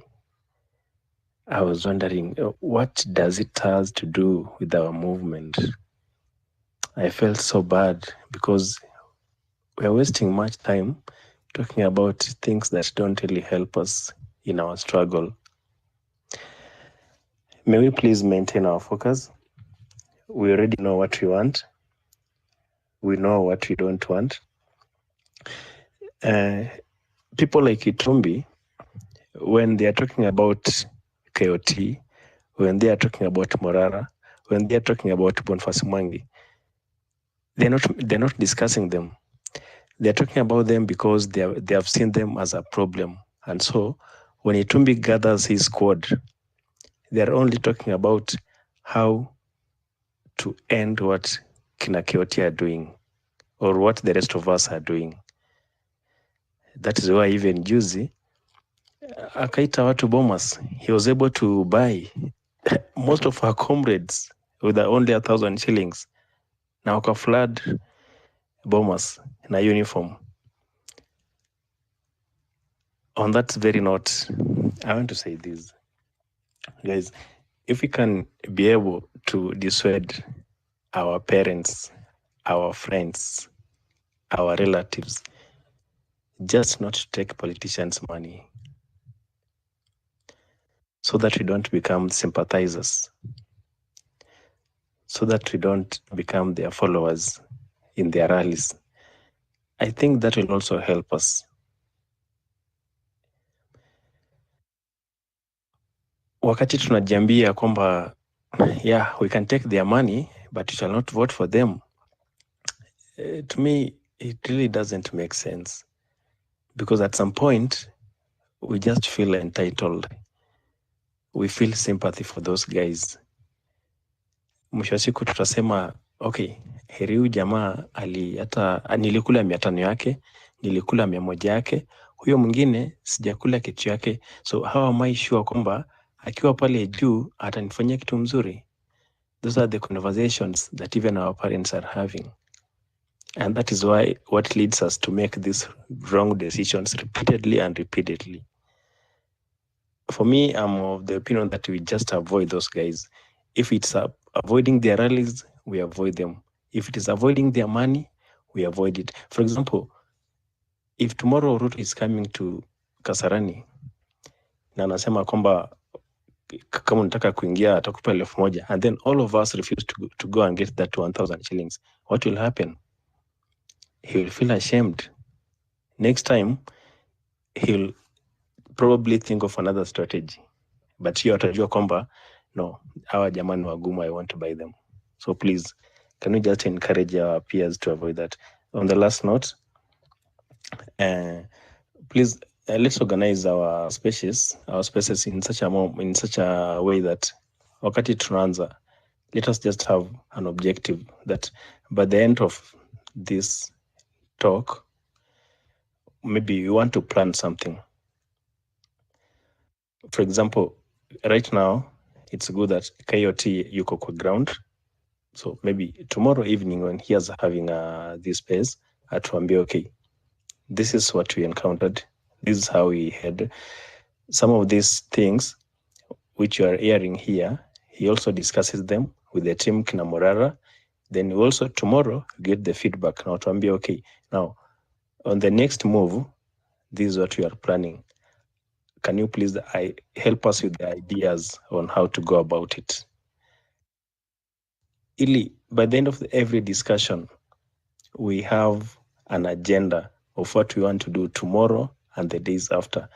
Isiwe tu kwamba tunazungumza, wale wanatukosoa wanakosoa, wale wanatoa ideas zina wanatoa, wale wanalament, but at the end of the discussion, no point taken, like nothing just being suggested on the way forward. Tunabaki hapo, we wait for tomorrow to begin another discussion. It won't really help us much. Even if it means maybe just taking maybe 2 or 3 hours to have a sober discussion, tuangalie, okay, what do you want to achieve tomorrow? How do we do it? Wale ambao tuko mashinani, mimi niseme, okay, niko Kitale, this is what I'm doing. Guys, maybe I need support in this way. Mtu ako Nakuru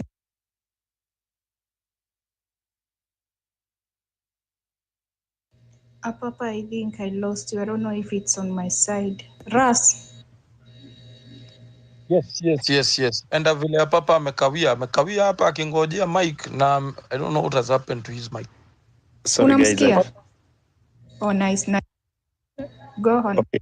Thank you. Yeah, I was just winding up. So guys, just I feel encouraged and I just wanted to wish that let's do our best because we know what we want.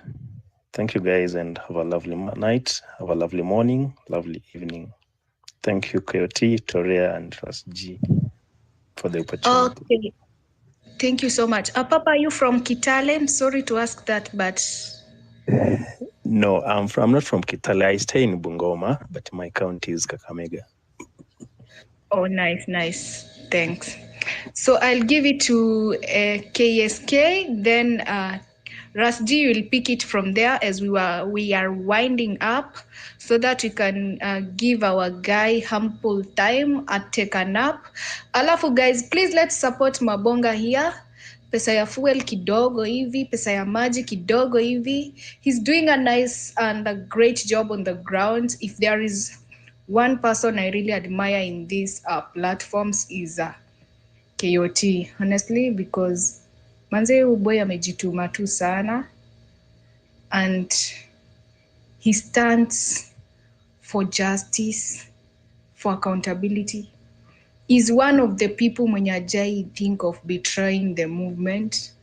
Literally, if you can check, most of the people who were there in the beginning were relent. But despite people losing hope, the guy has been so persistent in giving people hope. KOT, kudos. Bro, you are doing a nice job. KSK, please go ahead. Hello, everyone. I hope everyone is okay. I have a question. What are the counties bordering Isiolo County? There are about 7, 8. Do you know them offhand? If you do, congratulations. If you do not, you are amongst the 95% of Kenyans who do not know the counties that are within Kenya and what we have. If we don't know what we do have, how then are we going to ask for what we ought to have? So I asked this question amongst 50-year-olds and 60-year-olds, and I didn't get sufficient answers. And I thought because these guys were Lisoma British Protectorate and the 8 provinces, the 47 counties being as recent as 2010, probably Ioni wow. And then I came to campus students and I asked students from choir and multimedia and COPA about counties that neighbor each other. And surprisingly enough, out of the 30 students I asked, all the 30 did not know.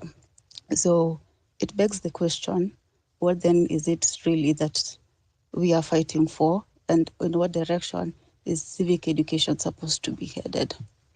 So with this in mind, I am I want to make a big giant puzzle for us students to piece the map of Kenya together.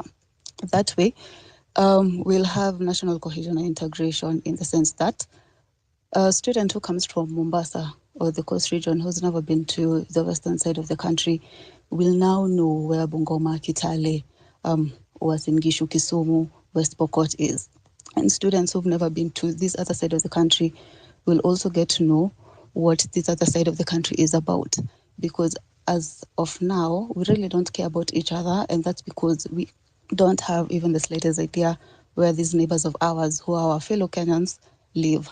So yes, that is that. And yeah, I'm looking for encouragement and support and mentorship.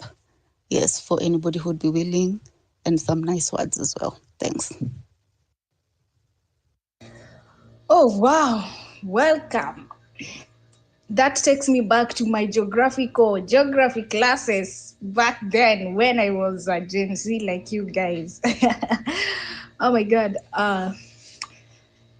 We need to piece the country or the pieces of our country together. You've stated it well. And most of the people, most of us, we don't know these things. Let me use that term because I'm also a Kenyan. And we ought to know so that we can know how we're going to operate our country or make it work. I don't know, yeah. So, shukran kwa hiyo. And always, you said you're looking for motivation, if I heard you correct. Yes, they're most welcome. Okay, nice. Okay, nice.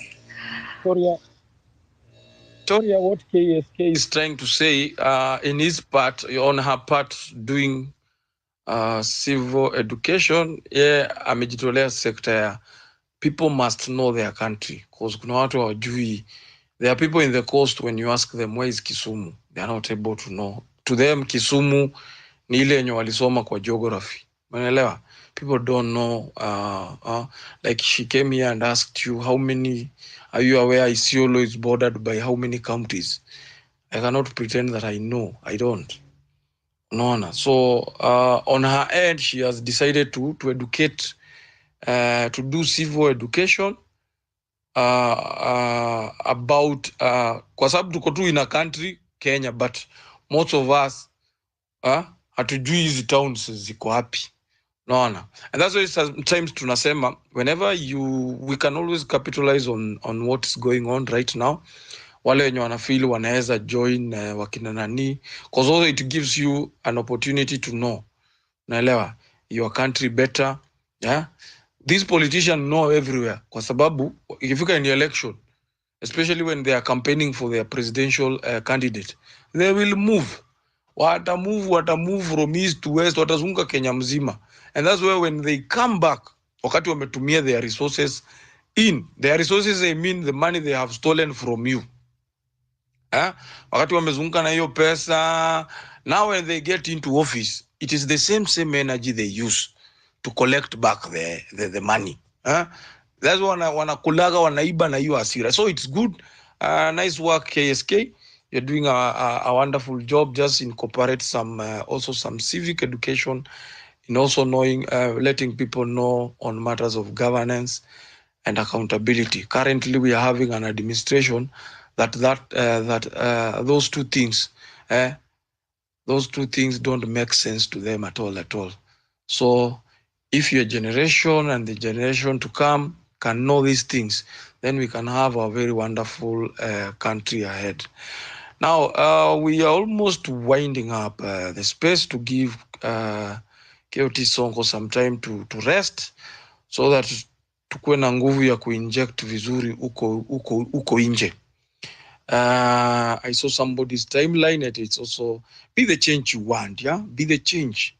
Wewe anza na wewe kuwa na ile change. And I'm glad, the diaspora people, they're doing well.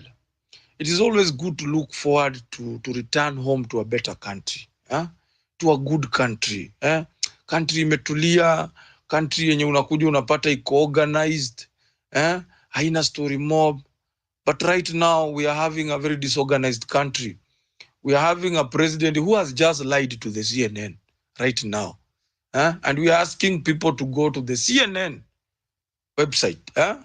Go to Declan. Declan alikuwa hapo. Enda hapo hivyo.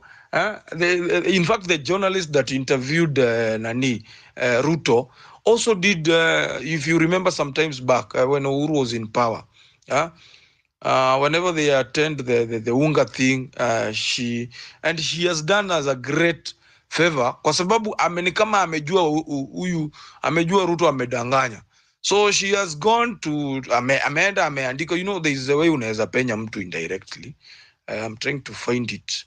Na amesema to the Kenyan masses, huyu anajitaga Ama.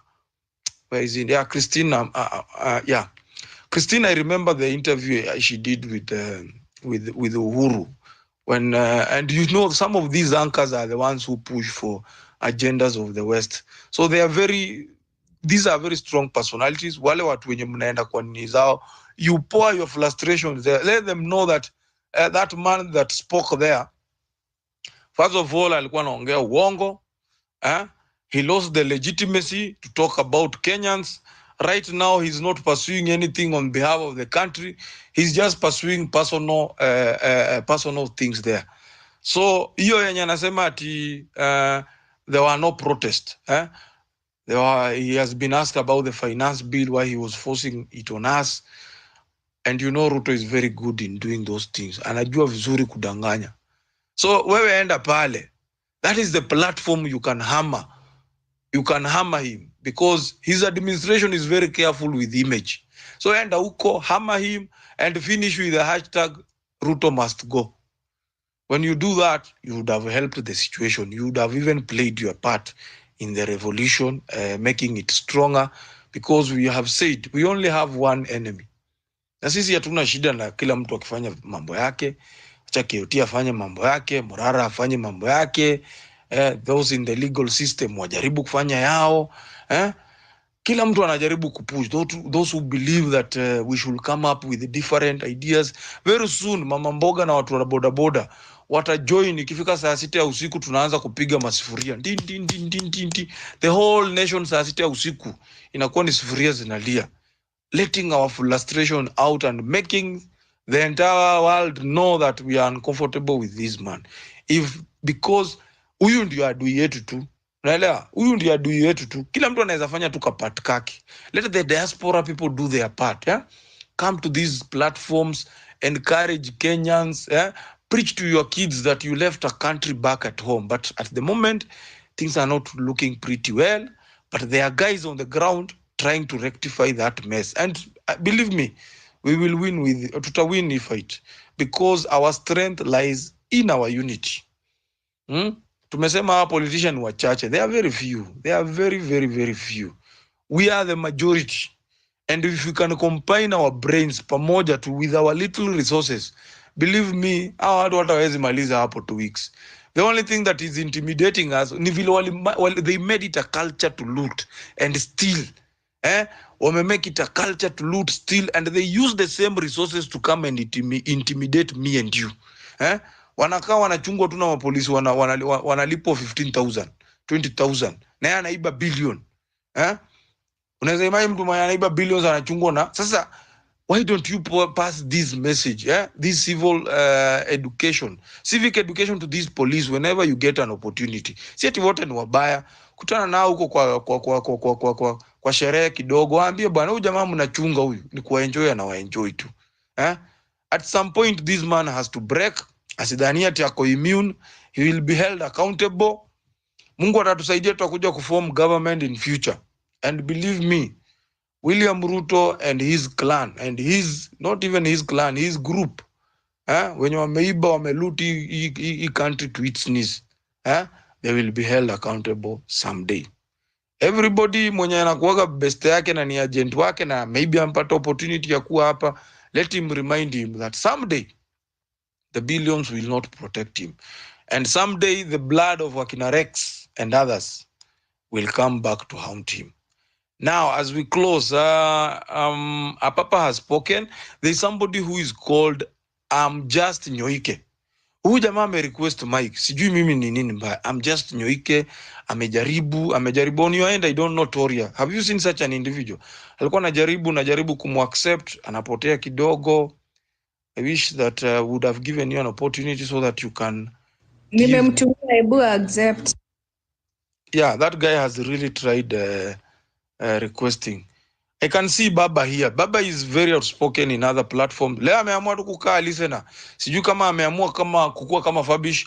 You know, Fabish had decided leo ama sijui ni jana na leo yeye aongei kwa platform zote. He's a listener. But since we know Fabish cannot be a listener, just a listener. Atakuja tu kuongea. Fabish ni ule jamaa alikuwa anaongea Kiswahili, ana mixi Kiswahili na Kizungu. He's a real soldier, yeah. Yeah, now. Where do we go from here? I think mimi Toria, mimi niko exhausted mbaya. I can see even Wambora laughing. Ako hapo chini. Haongei. Yani watu wako tu hapa wakina Western ndio hapa. They are not. I don't know if this revolution has a way of making people tired. Unaona?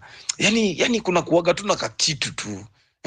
Unapata kuna, and these are the things we should live encouraging each other. But then kuna watu wanaanza, there's also the mental torture. There's the mental fatigue. Dealing with Ruto is not easy. And that's why we keep saying it. This fight is not for the faint-hearted. It's not easy. Just the same way Ruto has decided that his profession, kumbuka ni mtu alianza kuiba akiwa, Ruto became a politician akiwa campus. So he was taught how to loot akiwa huko. So you can imagine how many years he has done it. So he cannot be tired in a day. Wewe umeanza kupigania revolution jana and you want to become tired. Hey, you are dealing with somebody who has been handling taxes. Ameiba taxes, tested the first million alitest, alikuwa huko nyuma, akarudi na narrative ati alikuwa anauza kuku. Who told you ati alikuwa anauza kuku akakuwa millionaire? Those are lies. Anyway, I need some requests the mic because we want to close at exactly 2:40. Just Nyoike, your approval is here. I don't know. I'm trying to accept. It's not coming through. Toria, ziwaambie huyu mtu hawa watu wa request side yako so that at times accepting these things zinakuwaga shida. Toria? Yes. Aki, I'm also exhausted like you say. I'm just Nyoike. Just drop and join again. I'll send you the mic direct. Okay, let me give token. I can see token hands is up. Go, please. Yes. Good evening, everybody. I go by Captain Haiti. As you know, Ruto have unconstitutionally invaded our sovereign territory.